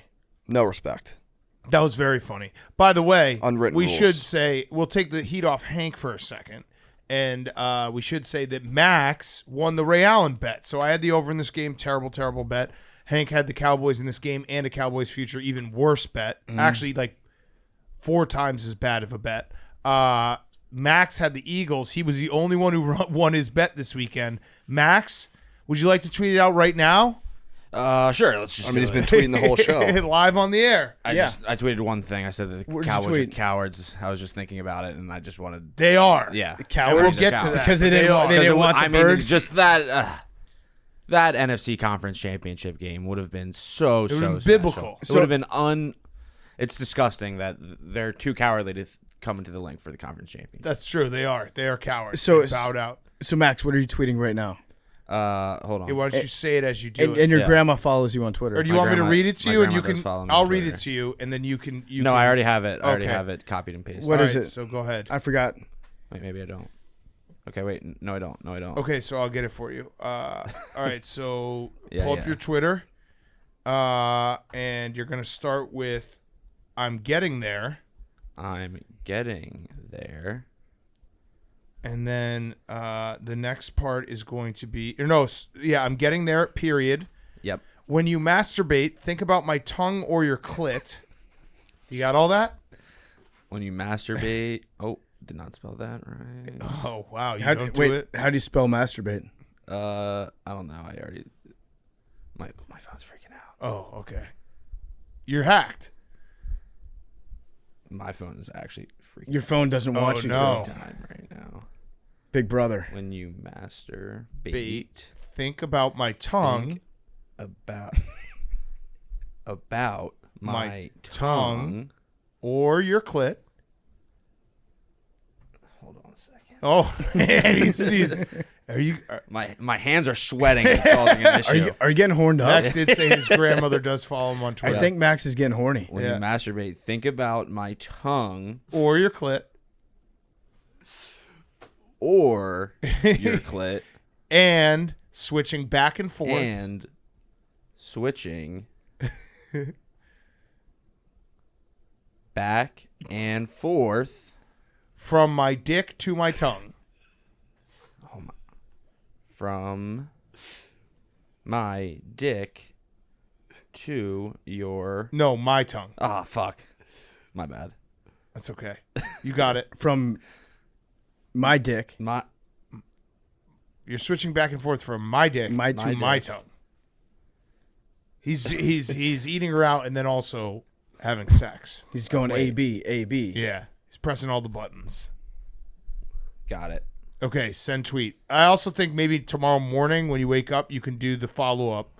I hope that it was amusing to people, but I'm either going to change my password or stop tweeting altogether. I forgot that he wrote that afterwards. Oh, because he got hacked? Yeah, he got hacked. He got hacked. Him and Jay Williams. He totally got hacked. Do you think Max's grandma's got tweet notifications on? She just gets no. woken up in the middle of the night to that. No, I hope That so. would be. I'm going to, real quick, I'm Yeah, going let's to retweet. retweet Let's this. everybody retweet it just to make sure that it gets eyes. I don't see it. I haven't. I don't know if I'm spelling tongue correctly. Tongue. Yep. Okay. All right. I'm getting there. When you masturbate, think about my tongue or your clit, and switching back and forth from my dick to my tongue. Let's do a part of my take challenge. Text that to somebody that you love and care about, and then send us a screenshot of what the reply is to you. Okay. Oh, send it to 10 people. Yeah. Okay. All right. Okay. It's out. All right, It's out. great. Oh, I see it. I'm going to retweet it. Thank you. Okay, back to the Cowboys being absolute cowards and Hank being a troll and having everything blow up in his face. It blew up in your face. Yeah, I don't know what. Listen, I'm a plus sign hunter. Patriots were out. I needed a rooting interest. Like I wasn't gonna pick the Bengals or the fucking Eagles or the Chiefs or the Bills to win the Super Bowl. It's not great value. Right. No, it's This not. is value. The, But this wasn't the- great value either. In theory, it was. In theory, you have a Super Bowl winning coach. You have a quarterback who is a high-paid quarterback with a lot of experience in the league. You have a great rushing attack. If Pollard doesn't get injured, who knows how this game ends? That's true. Yeah. That's true. But watching the game, it was a torturous experience. I regret ever cheering for a team that's not the Patriots because it was brutal. Do you think that Dak Prescott actually likes throwing interceptions? Because I think he enjoys it to a certain extent. I mean, he was trying so hard. He was trying so hard. So hard. Like the two that were dropped, including one that should have been a pick six at the very end of the game, it looked like he was doing it because he loved it, not because he was getting pressured and he was messing up. And the first one was not. I mean, there wasn't even a Cowboys player in vicinity. Yeah, it was bad. And He was dynamic, though. I will say that He did run. He was running around the field. he ran the ball pretty well. The last play of the game, maybe my favorite play of the weekend. They send Ezekiel Elliott out there as a center. It's Wait, so wait, wait, funny. wait. As a center, Yep. Ezekiel Elliott was sent into the game. They put Dak in shotgun, and then Ezekiel Elliott snaps the ball, proceeds to get driven into hell immediately, just like body slammed. They were trying to run a lateral play, so I guess the theory was if we have Ezekiel Elliott on the field, that's one more guy that can run with the ball instead of a slow fat guy. So let's put him Even in. though they had those guys on the field too. Again, they put Ezekiel Elliott in at center to snap the ball. He gets fucking demolished. He gets run over like I don't know, like there was a bulldozer or a front end loader that just backed up on him. Dak throws like a 6-yard slant, and then that dude gets jacked up. It was Awesome. it was so awesome. It was such a good play. It was so bad. The Cowboys, I'll give them credit. They just know how to go out in the fucking funniest fashion. They do, and you know that Mike McCarthy, like when he installed that in the course of the week, he's like, they're never going to see this coming. Yeah. Ezekiel, you're going to play center. Yeah, You think just you in can case snap of it? emergency, guys. To his credit, it was a good snap, Yeah. And then he just got blown up. and then he got blown up. And the Cowboys, like the Brett Maher thing, just got even funnier because he got the first extra point blocked, but it was going to miss by. It was actually going to be his worst of his misses. Yeah. It was going to miss so bad. And then he comes out, he nails 2 field goals, and I don't think he would do this because he probably doesn't have a job with the Cowboys. Actually, this is why he should do it. He should just go up to Dak Prescott and be like, dude, you blew the game for us. Like, you blew this game for us. Yeah. There's no two ways about it. Dak Prescott is who we thought he was, and the Bucs are even worse than we thought they were because they made Dak Prescott look like an incredible quarterback, and he's not. He's a good quarterback. He is Kirk Cousins. You know what's crazy is that Dak Prescott actually had a worse game than Brett Maher had. Yeah. Like, we laughed a lot at Brett Maher. Yeah. And we did laugh a little bit at Dak Prescott, but Dak Prescott definitely played worse than Maher did today. Yes, and for the Niners, they're just awesome. Like, it was a kind of an ugly game. Brock Purdy, I do feel like he's just trying to throw interceptions and they just won't. Like, the world is just working in his favor. That he had a couple balls that like should have been intercepted and they weren't. But it doesn't really matter when they're as talented as they are because their defense was flying everywhere. And George Kittle is the best, like the best. He was the amount of fun he has playing football is just so it's fun to watch him have fun. So, Like, yeah. everything he does. Agreed. It's rare. Oh, Stop really? it, stop Oh, it, okay. Hank. It's rare that you see a tight end take over a drive, but that's what Kittle did. Yeah. On that one long drive. That they needed. Yeah. The one where he bobbled it, and the craziest part of that play was after he bobbled it 3 times and he grabbed it, he moved it out of the way of Diggs in like a split second because Diggs was about to come in and just wreck his shit. Right. And he moves the ball like half a foot to the left, rolls forward, and then he gets up and does his like Joker laugh, stares at the sky cam. He's like, "Yeah, I'm George Kittle." I'm the guy, and it Broke the that- fourth wall. Yeah, He did. that play though, like most guys would probably give up on the ball because he was about to get absolutely demolished over the middle.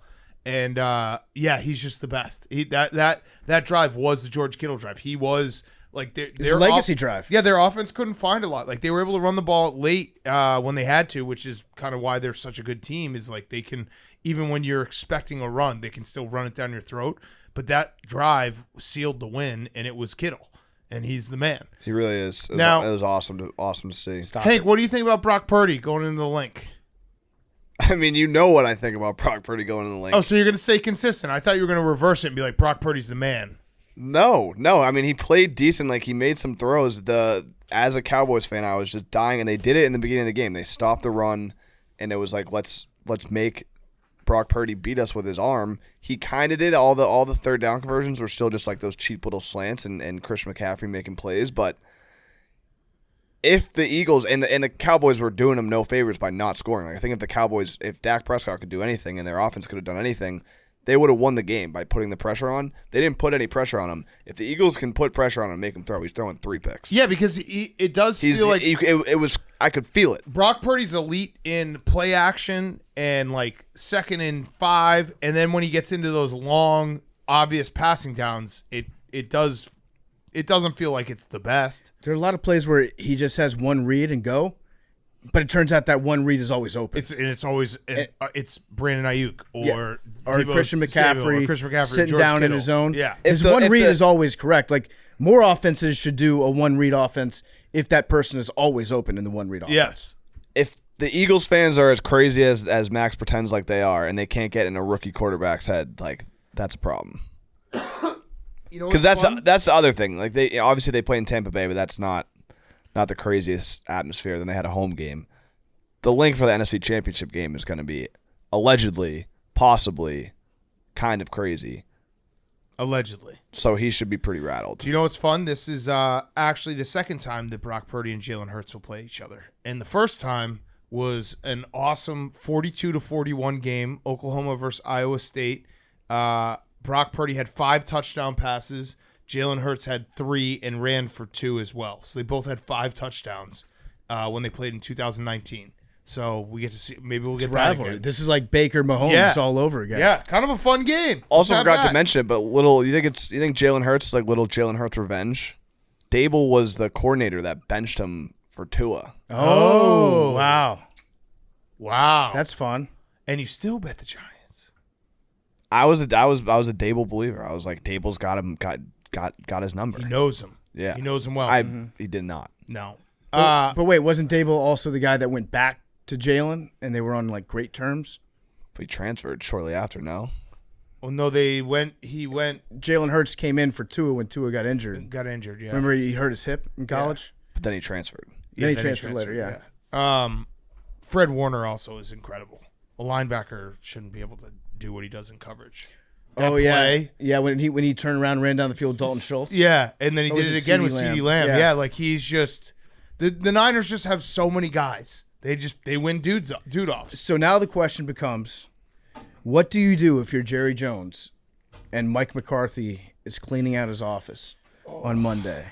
Let's just say you're Jerry Jones. You sit down, you have your third McGriddle with extra salt, and you've had a couple cups of coffee with Johnny Walker Blue in it. So you've got your nice morning buzz going.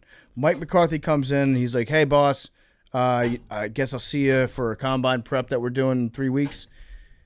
What are you thinking if you're Jerry Jones? Are you calling Sean Payton before he leaves the office? Or are you waiting for Mike to get into his car and drive away before you interview Sean? Yeah, I think you got to. I think you got to call him up right away and just be like, "Hey, 'Cause what do we got to give up?" I think Jerry Jones would fire Mike McCarthy if he knew that he could get Sean Payton. Absolutely. But I don't think that he would fire Mike McCarthy and then go through a big interview process where he has to sit down and do the entire song and dance. Yeah. He wants his guy, but his guy's in high demand. High demand. So High demand. I think my gut tells me that Mike McCarthy actually survives this, and he'll stick around. I'd probably agree. It is kind of funny, like Jerry Jones. Like I don't know. You got to get rid of him. I don't think Yeah? I don't think he's going to fire him. So I think that he definitely would have been fired if Brett Maher had done something today that had cost them the game entirely.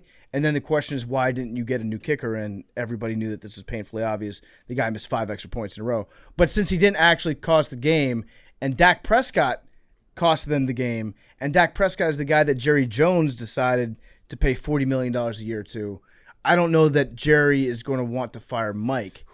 Jerry, unless he gets on the phone with Sean Payton and secretly works out an arrangement with Sean first. The season, literally, I would agree with you if the season didn't end in quite literally the most embarrassing fashion that a season could end in. You're right. That play at the end being the very last play, that's going to stick in Jerry's head. Yeah. It was one of the funniest plays in NFL history. It was, McAfee and the Colts are off the hook. McAfee, the Jim Zorn swinging gate. You can always tell when a coach runs a real turkey shit play because the trending topics on Twitter, McAfee will be trending, Yeah. and then Jim Zorn will be trending. Yes. It was just so funny. Also, Hank, I got some good news for you as a Cowboys fan. I'm not a Cowboys fan, by the way. I'm off the train. I got some good news for you as a Cowboys fan. I misspoke. They've actually only had 12 times in a row that they haven't been able to get to the conference championship. So it's not 13, 12. So they beat their record of 11. So Jerry Jones, if you talk to Jerry Jones in 1996 and you're like, "Hey, Jerry, they just had beaten the Packers in the conference championship game." And he was like, hey, Jerry, you're never going to be back in the conference championship game. It's going to be 2023 and you won't be back here. Yeah. And that's hilarious. 12 straight times. It's 12 straight times they made the playoffs that they have not been able to get to the conference championship game. It's nuts because I feel like Jerry's waiting for that last Super Bowl and then he's going to let go and just fade off. Yeah. Like die like a cowboy with your eyes open, standing up, holding the trophy. But now he's got to come back. And to a certain extent, I think that Jerry doesn't want another Super Bowl because it keeps him alive. The hunt, The dog that chases a car. You got to have something to live for. Yeah. And if Jerry gets another title, then it's like, well, I'm out. My fuck up son-in-law that cleans my glasses is going to take over the job for me. Yep. So Niners, Eagles. I'm a little worried, Max. I'll just say it. I think the Niners are a very good football team. Not really stating anything crazy right now. It also, PFT, next year we should do our dude off before week 1 because I feel like if you did the dude offs, like we could name the most dudes on these 4 remaining teams. Yeah. Yeah, I mean, like they're loaded with dudes. So the only team that I think might compete against these teams in the dude off is the C words. Yeah, probably. Like that's the one team that might and have an they're equal amount of cursed. dudes, Yeah, and they're cursed. Also, 3 of the same Final Fours last year. Oh, Yeah. that's wild. The defending champion's not the only ones returning. So the Eagles, the only one, the newcomer, newcomer to the show. Steal the show. There also is that one guy's tweet. I don't know how real it is. You know, like whenever someone like tries to predict. Oh yeah, Next 10. I've seen different dates. I The don't know if that Albies was- Hall of Fame guy. There's a tweet going around from 2015 where he's like, my prediction for the next 10 Super Bowl champions: Broncos, Patriots, Eagles, Patriots, Chiefs, Bucks, Rams. I got to find if that's real or not. In I don't know. 2023, he said Eagles.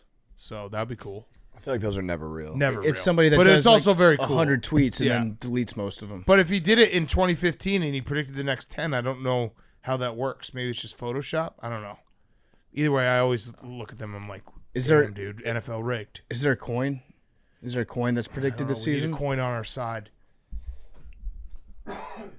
What do you think would be the Jets most? coins, What do you think would be the most fun Super Bowl matchup? Fandom aside, Most fun? I mean, Eagles. What do you mean fun? Oh, fun for the game or fun for Super Bowl week? both. Super fun- Bowl week, it's Eagles. Eagles, Bengals. Yeah. Eagles, Chiefs would be pretty fun. Cincinnati is really kind of the Philadelphia of Ohio. Too. Yeah. For the pod, I think San Fran would be better in terms of Agreed. Shanahan, Kittle. How can you not root for those guys? You No, didn't. I'm just ask thinking. yourself that. Look in the mirror and ask yourself. Selfishly for It the was- pod it was relationships. one of the hardest things I've ever had to do. Right? I wouldn't wish that on anyone.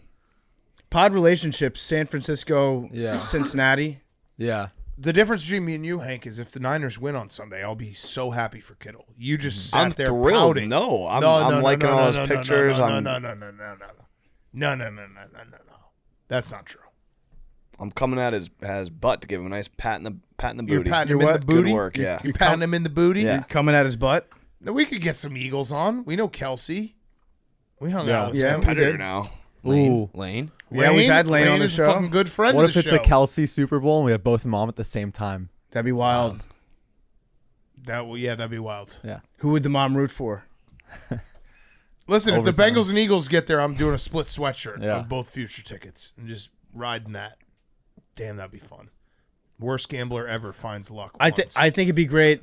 My official rooting interest is for the Cincinnati Bengals to win the Super Bowl because Joe Burrow said that he would give us a drunk interview Yes. the day after he wins the Super Bowl to match up with his collegiate championship drunk That's true. interview That's that a he gave fact. us. That's So a fact. I'm rooting in for terms the of pure 49ers numbers, and Kittle. He's just, I just love him. Stop it, Hank. Cut your own mic Kyle off. Shanahan. Yeah. You just said you were rooting for the Eagles. Do you earlier in realize this what show. you Get that did, hoodie in the though? Barstool store. Do you let's end this here. Do you realize what you did? You sold your soul to the most I didn't detestable. sell my soul. yourself. You sold your soul to the most detestable franchise on earth. No, listen, I do want to give a special shout out to all of the Cowboys fans. It was one of the warmest embraces I've ever felt as a community. I really felt like myself with you guys, so I appreciate the 2-week run we've had. But yeah, it's over. Did you the Dak Prescott jersey is going in the trash. be honest? What percentage of you selecting the Cowboys had to do with the fact that it would just make 100%. Philadelphia hate you more? 100%. No, honestly, 100%. That's the honestly, troll. It's the biggest. 100%. Just when I think that Hank could not get any more despised by Yeah. Philadelphia, he's like, well, you know what? 100%. it would have been bad. I was not looking forward to this week when I was predicting the Cowboys to win. It would have been a long week What? of if it was Cowboys Eagles. Oh man, it would have been awesome. I was not. It would have been and. Yeah, you would have gone through hell. If the Cowboys had won, I would have probably felt bad because you guys all would have been crying. For real, and I would have just kind of been like, haha. Yeah, but Yeah, that you never was. Hank, you totally would have been. Yeah, you would have you would felt been so upset bad. if, Oh. if we were crying. You were so. You tried to troll, and you trolled yourself into wearing a Dak Prescott jersey on Pardon My Take. No, it looks good. And you have to get a cat. I do not have to get. Yeah, a you cat. did. You Wait, said yeah. if they don't get to the conference championship game, you have to get a cat. No way. That was part of the deal. If they win the Super Bowl, we get 3 cats total. If they don't get to the conference championship, you get a cat. I mean, Dak the cat. we'll listen to the records, but there's no way I said that. Yeah, I don't know. I think you did. I don't think so. All right. You think we're gaslighting you? I mean, you always permanently are. That's not even a think. Are Big Cat and PFT gaslighting? It's like, are they speaking Are they gaslighting? Yes. All right. So any regrets to having this all blow up in your face? No, I mean, again, I just search for value, and when I see good value, I take it, and I'll do it again. You're the worst. Yeah, you really are. You know, see, the I thing love is, you, but you're the also worst. you also don't tell the full story. Yeah, right. You I gaslight don't the understand. listeners. No, I mean, you guys. I guess that's it's different for me. You guys your teams never make the playoffs. Are always a joke. So it's like you're used to going through this time of the year with just kind of like rooting as fans and doing it for work. Whereas I, a Patriots fan, am used to like always being in it, always being going for the championship. So I didn't really know what to do this year. So I was like, I'm gonna pick a team and go for it. Like go for a team with good value and again. Coach that's won the Super Bowl. You guys always shit on Mike McCarthy. He has won a Super Bowl. Dak Prescott, perennial All-Star. Always has Cutler great got stats. Great defense. I was like, this is a team that can do it. And they easily could have won that game. And Dak Prescott was terrible. Then they had that funny play at the end of the game. You remember that play at the very end of the game where they lined up Ezekiel Elliott as a center? The Dalton Schultz play was worse. Oh yeah, they had a Schultz wide just open. forgot to They step basically down. gave the Cowboys 30 yards because they were playing just don't let him score a touchdown. And he was completely uncovered, and he just stepped out of bounds without getting his second foot in. And he had another play where he caught a ball on the sideline and then got tackled backwards out of bounds, kept the clock running. But none of this would have mattered at all if the 49ers running back had gone down in bounds after getting that first down at the end of the game, as opposed to going out of bounds, stop the clock. But thank God that he did, because that way we got to see the Cowboys run the play where Ezekiel Elliott played center, and then he got just absolutely fucking destroyed at the line of scrimmage. I regret getting too far ahead of myself. I was thinking about like Super Bowl stuff. What were you gonna? Oh, give us some of the Just stuff. like how the week, what I was gonna be wearing. Oh, you're gonna have a Cowboys. How I was gonna deal with the Cowboys beating the Eagles or Giants. It was never the Giants. You're still trying to piss off Philadelphia. No, I got on the Dable train. I was like, dude, Dable's got Jalen Hurts' number. He was his coordinator. Like they're gonna win. Yeah. Cowboys will get the 1 seed. Then we're gonna be in the Super Bowl. Which and in hindsight, I regret thinking too far ahead. It's crazy if you're the Cowboys. This might be the last year that you have Dan Quinn as your defense coordinator, because he might get another job. I mean, they're terrible. Hank, They're not going. Hank, They have spent all their money on terrible players. Hank, I put a future on the Cowboys last year, and Michael Gallup got hurt like right away after, and it was like it was the dumbest future I ever put on, because I was like, they just don't win playoff games. They just don't win playoff games, and I wasn't doing it as a troll because. Neither was I. You were. You were definitely doing it. Well, I don't know what, like, this is where it's like you guys just gaslight the shit out of me. And basically everything that I do in my life, you guys are like, oh, you're doing it as a troll. It's like, I'm just living. You're just living. Let Hank live. Like, I'm Let just like, Hank live. I speak and you guys are like, oh, you're trolling. It's like, no, I'm just asking It questions. had nothing to do with speaking Max facts. sitting across from you and your disdain for the It city was of before the Philadelphia. playoffs started. Right, when you were When you like, thought the that Cowboys they were going going to to get the 1 seed over the Eagles. That had nothing to do with the Eagles. Yeah. Philly. Yeah, That you is got when in like the Philly hatred. it had for You you. can nothing to actually, do- you can actually like, see again- the timeline. The Eagles like slipped up a little bit, and you're like, ooh, Cowboys are gonna beat the Eagles and get the 1 seed, and they're gonna stick it to the city of They Philadelphia. didn't have to beat the Eagles. The path was there. Like, 5 things had to happen. I think there's And a couple of them did. Actually, of none them. of them. No, none of them. No, happened. the Cowboys No, did- none of them happened. they did beat the Eagles, right? No, the but Eagles lost. They beat Gardner Minshew. No. But in week 18, he needed 3 things to happen. Right. 0 of them happened. 18 in week 17. 18, yeah. In week 17, you got one thing. They were showing the graphic on games. In the hunt for the 1 seed. Yeah. All right, But again, nothing to do with I the love Eagles. the content. It Yeah. was great watching you play the heel. I think one thing we just need to learn as American football fans is that just because the Dallas Cowboys spend a lot of money on a player doesn't make them a good player. Right. Because that's the trap that we fall into every single year. It's And like, they have some good players. Oh, shit. Jerry Jones gave Dak Prescott $160 million. Yeah. $40 million a year. He must be pretty good. He's the quarterback of the Dallas Cowboys. Just because you play quarterback on the Dallas Cowboys doesn't mean that you're great. If Tony Romo played his entire career as a Cleveland Panther. a Cleveland, yeah, Yeah. that's a good one. As a Panther, we would remember him as Jake Delhomme. Right. Actually, Jake Delhomme got to a Super Bowl. Yeah, Jake Delhomme did get to the Super Bowl. Not even Jake Delhomme. He would be Heath Schuler. Ooh, That's deep too cut. bad. That's too bad. He would be. It's a tough one. Geno Smith. Who would he be, Hank? Rex Grossman. He went got to the to Super Bowl. Yeah. He'd be Kyle You Orton. just picked the guy who went to the Super Bowl. Matt Leinart.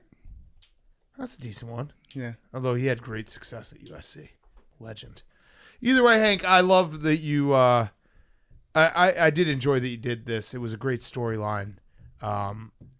I can't wait to see your next move. I know it's going to be great. You're going to come marching in here on Tuesday when we taped and being like, guys, I just did it. I got the Niners or I got the Chiefs. I'll tell you one thing. There's going to be value there. I don't do things for trolls. I don't do things for storylines. Value. I'm a numbers You're a guy. value Mr. Data. Value. Yeah, you're a value hunter. Yes. Better NFL career, Tony Romo or Andy Dalton? I'd say Andy Dalton. Andy Dalton probably. Also couldn't win a playoff game. Also could not True. win a playoff game. Yeah. But I would put his career above Tony's. Yeah. Okay. Should we do Who's Back? Brought to you by our friends. New sponsor alert. The Farmer's Dog. This is actually one. This is one that I personally love. I've actually been using the Farmer's Dog for a very long time with Stella. So when you look at bags of dog food, you see pictures of bright carrots and juicy steaks. But when you open the bag, all you get are stale, smelly pellets. Dog food needs some fresh thinking, so feed your dog the Farmer's Dog. It's real, fresh, healthy food with whole meat and veggies, gently cooked in human-grade kitchens to preserve their nutritional value. It's super simple. So we used to always give Stella, she liked the beef. Since she has kidney disease, we've actually had to switch up her diet, but I still get Farmer's Dog. We sprinkle on a little bit of the beef because she loves it so much. Actually, Farmer's Dog, make a food for dogs with kidney disease. I will buy all of it for Stella. So they send you the meals. They're in these little sleeves. They're frozen. You put them in your freezer. You take one out, every other day, and you give your dog the food. They love it. They absolutely love it. It's real food that they love. It's not like little pellets. Your dog will absolutely love it, and they'll be healthier for it.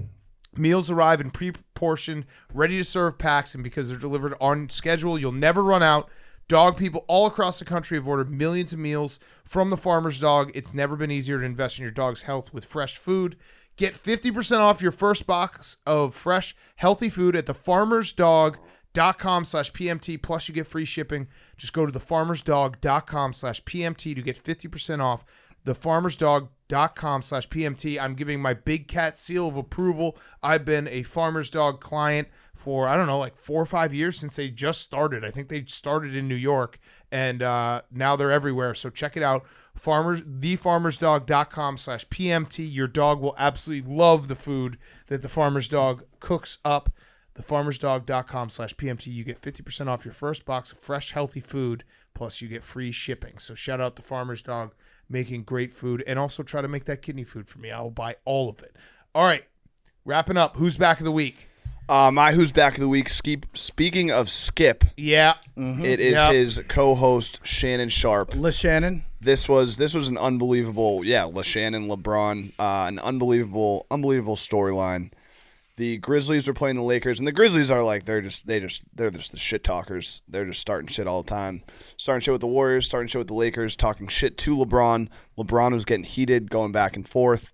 Shannon was courtside, and he started talking shit to the Grizzlies, and then the Grizzlies started talking shit back. He was basically on the court. Steven Adams came over and was like, got in the confrontation. It got out of control, and the Grizzlies were mad because they're like, oh, it's a fan. Essentially, a fan shouldn't be able to get that level of access and be basically like a player in an on-court disagreement. Yeah. The funniest part of that was when Steven Adams made his appearance, because it's all fun and games when you're talking shit to like Ja Morant, and then Steven Adams shows up and he just moves everybody out of the way. So Shannon Sharp, I actually think, could beat up a lot of NBA players right now. Definitely. He's fucking jacked up. What's that? Look, Huge. No, without a doubt. Yeah, he's Not Steven Adams. He's massive. Steven Adams, I'd put in like the top 0.01% of people currently in the United States to not get into it in a fight. Yeah. Wait, I have a question for you, Hank, because this was also my Who's Back, but we can maybe tag team it. So afterwards was LeBron. I know LeBron has talked about fans getting into it with players and how unacceptable it is. If you remember, he had that couple from Indiana kicked out of a Pacers-Lakers game. So LeBron probably was like, that's unacceptable what Shannon did. He should have been kicked out. You can't have fans yelling at players. Yeah, over the course of his career, it's a good point you brought up. He's had multiple fans kicked out. Right. Basically, if you say anything bad towards him, he turns around, looks at the ref, and says, "Hey, get this guy out of here." He probably paid millions of dollars to get these tickets, and he's just yelling as anyone would. Dollars for but Pacers tickets. Yep. he's rooting against me, so get him out. Hank, what about Basically a dictator. Yeah. What about that girl after that game that was like, LeBron, how does it feel to be a pussy ass bitch? Yeah. LeBron was probably like that. This is good for the game that we have this Gulag. lady. I think she's still in the gulag. So LeBron was asked about it, and I actually thought this was interesting just because of the. I'll get to it. He was asked about it afterwards. He said, "I ride with Shannon 365 days, 366 on a leap year, 24/7. So that's my guy. I always got his back, and he's got mine. He can talk with the best of them for sure." Okay, so wait, he's condoning this behavior. He was condoning him. He was appreciated because he was the one that was getting into it with the Grizzlies players. So he was happy that Shannon had his back, despite the fact that he was just a fan. What did Skip have to say about this whole interaction? Well, this is where I didn't realize before this that him and Shannon were this close. Like, I didn't realize it was this tight of LeBron a... probably loves LeShannon because LeShannon stands up to him against Skip. But that means, because I know LeBron goes out of his way, he never mentions Skip, he never interacts throughout his whole career. But that to me just means that, like, they are probably just drink some wine together and just talk about Skip for hours. Yes. Yeah. Yes. I didn't realize, like, how much Shannon having his back to Skip meant to LeBron. I thought LeBron was like, I just don't. But him being this close to Shannon and supporting him this much means he pays very close attention and is very rattled So by what Skip says. he's totally fine though with fans doing this, because I'm looking at LeBron's Instagram right now, and actually afterwards he wrote with a caption with Shannon wearing a preposterous sweater, by the way, during this whole thing, which was very funny. He wrote caption, "If I wish a motherfucker would was a person, mood, the snorty face emojis, unk vibes." So he really condones this. It sounds like he's really set himself up for the next time somebody talks shit to him. So fans should know, NBA fans, if you're sitting courtside, LeBron is cool to be the mood. I wish a motherfucker would. Yeah, you give off unk vibes to LeBron, and that's fine. Snort. It should be fine. Next time a fan says anything, he should be okay with it, right? Yeah. Yeah. If we're being consistent here, which I think that LeBron is nothing but consistent. Yes. Yeah. Okay. That was an all-time. I went to sleep early on Friday, and I woke up, and I was like, what the fuck happened? You know what? Lakers are in the 12th seed, by the way. Yeah. I bet 12th you. in the West. I bet Listen to you. the Pat Bev podcast, though, with Ron. I bet you LeBron decided to stop being a Cowboys fan because Skip is a Cowboys fan. Yeah. And they couldn't have that commonality. there. I'm such a company man. I'll say this too quickly. Pat Bev podcast with Ronan is great. I listen. They were talking about LeBron, and he said that LeBron likes the show and listens to the show, and that almost made me like LeBron. He listens to this show? Almost. He listens to what show? The Pat Pat Bev Bev show with show. Ronan. Oh, Yeah. nice. Yeah. Okay. If he goes on, maybe confirmed fan. Yeah. Or if he comes on PMT. Yeah. PFT. Yeah, my Who's Back of the Week is U.S. Rugby. U.S. Rugby's back. They had... Oh, shit. You stole my second one. Damn it. They had a sevens tournament in Hamilton. The boys finished in third place. Oh, hell yeah. We're back. We got the bronze medal. We beat France in the bronze medal game. That means on the global standings in this year's Sevens World Series, which, as you guys know, travels from location to location. There are many fixtures. USA's in second place. Wow.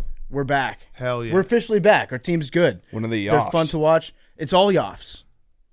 So it's like a big, every weekend that they have an event, it's a big tournament with Yoffs in that tournament. And then it's a point system. So this weekend, I think we ended up, I want to say 17 points for second place. And so we carry that on and you get a cumulative score. Right now, we're 2 points behind New Zealand for first place overall. We still got a lot of time left. We can make up those 2 points easily. So USA Rugby's back, man. Wow. It's back officially. Let's go. Awesome. Yeah. Fuck yes.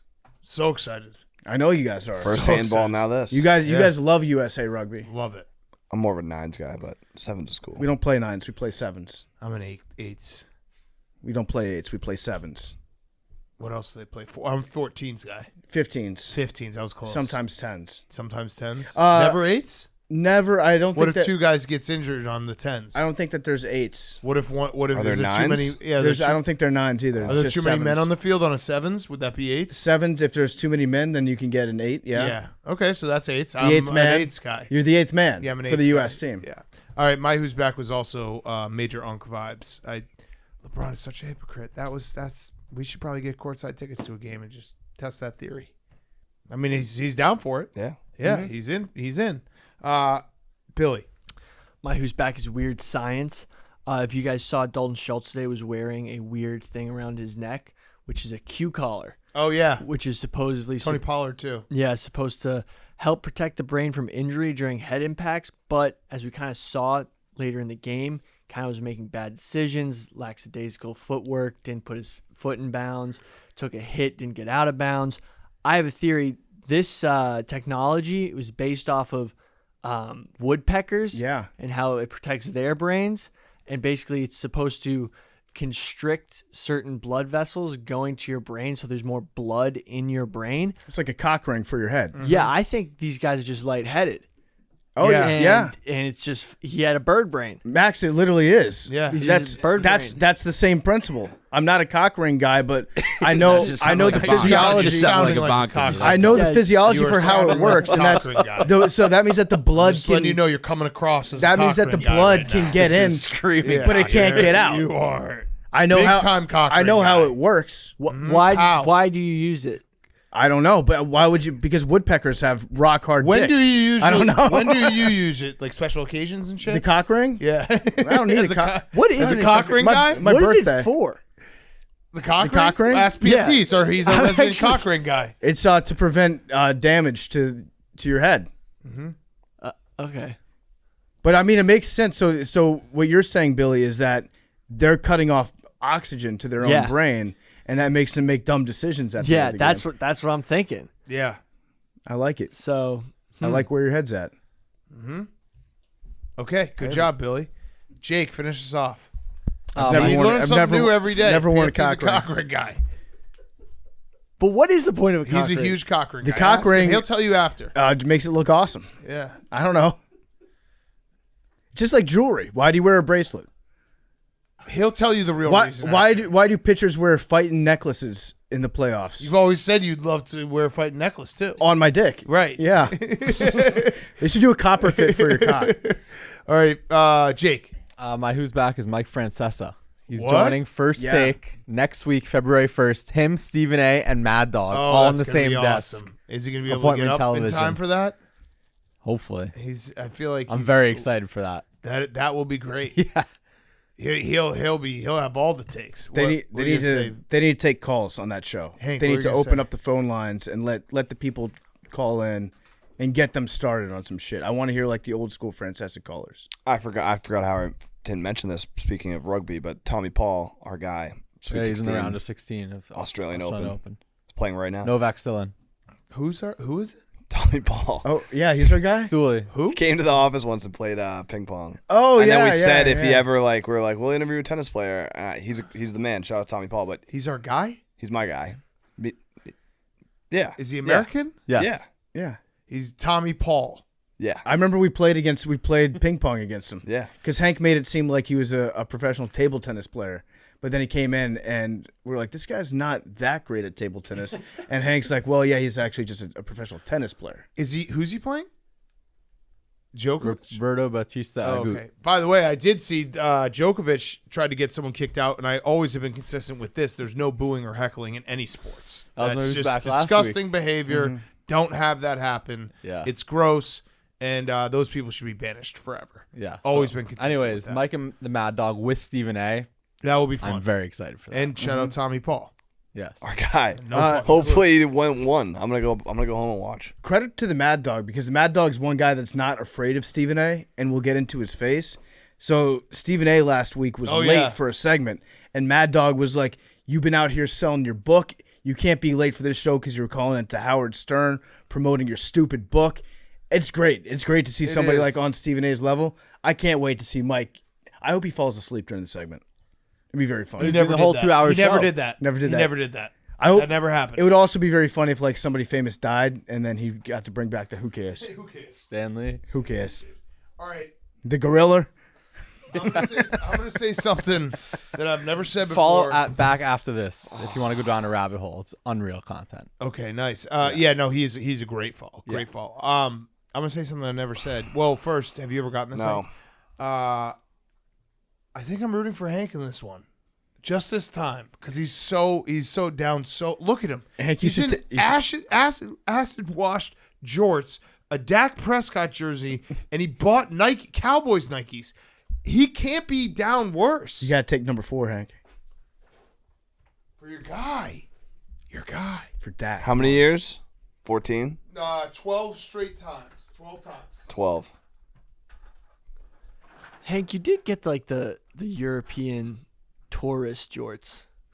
What if we gave Hank 12 As opposed numbers? to what, William? Like Hank, you don't you have know the what? baggy You want 12 jorts. numbers? As a true Cowboys fan, you want 12 numbers tonight? Yeah. Okay. Go ahead. God. 12 numbers. I'm gonna take 21 for Zeke. All right, 12, All right, you want 12, 69.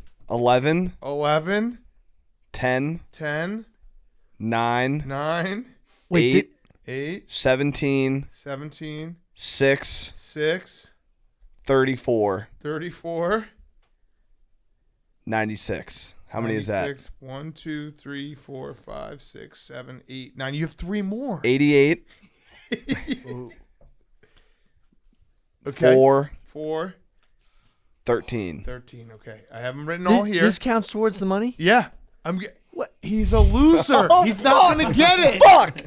He's not going I have to get this. Oh shit, we all He's getting. this. You have a 12 12% He's chance getting of 12 numbers. getting He's it. not going to get it, Billy. This is going to be No. incredible. No, what? we all owed 20 And bucks. there's 99 to numbers, so it's safe again. 12.1%. Billy, do you not understand 69. what's going to happen right now? I know, but if he wins, I'm gonna be so pissed. Okay. Well, then you should win. Max, 69. this is going to be great. Max. 20. 18. All right. I don't even know what 21. he has. Do you know I you have have? them all written down right here. I'll take what would be your 13th number if you had I don't one? know. I was going down. Just from- give me another I was gonna just do 12, and then I just audibled halfway through. Give me another so one. wherever I stopped. Yeah, give me another number though. 5. All right, I'll take 5. 5 is my number. Given to me by Hank. All right, you ready? Do you really want to win like this? Yes. I'm not. I don't set the rules. It's like $1,500. I'm down. Come on. Okay, so the number is 54. I'm going to read Hank's numbers real quick back to everyone.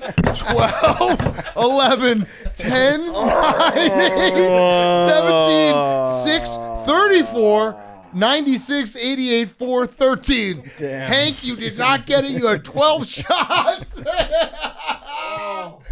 Billy, did you not realize what I just I did? know. He will never get it. He had know. 12 shots and he still didn't get it. Give him one extra number each show. No, that's it. He's a loser. Can we do the it guy's a loser. Look at him. He had 12 shots. 54. You weren't even that close. You actually were pretty much the farthest you could have been from all the numbers Your you closest one was 20 away, I think. picked. 21. Can we do another one? No, No. we just gave I mean, you I'll 12. hit one just for fun. It doesn't count. Doesn't count. Does not count. Not count.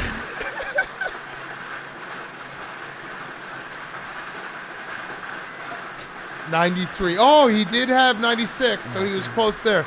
Billy, you got to just remember, you got to trust the content. I He know, was but never gonna get it. That was a great moment. the stats. Billy, the stats don't matter when it comes to Hank. We've proven this before. It's more likely that like lightning strikes than you not being able to get the ball right 2 years in a row. He just had 12 picks and he didn't even come close. That's He's a loser. crazy. Love you guys. Mammoths might be cloned as early as 2024.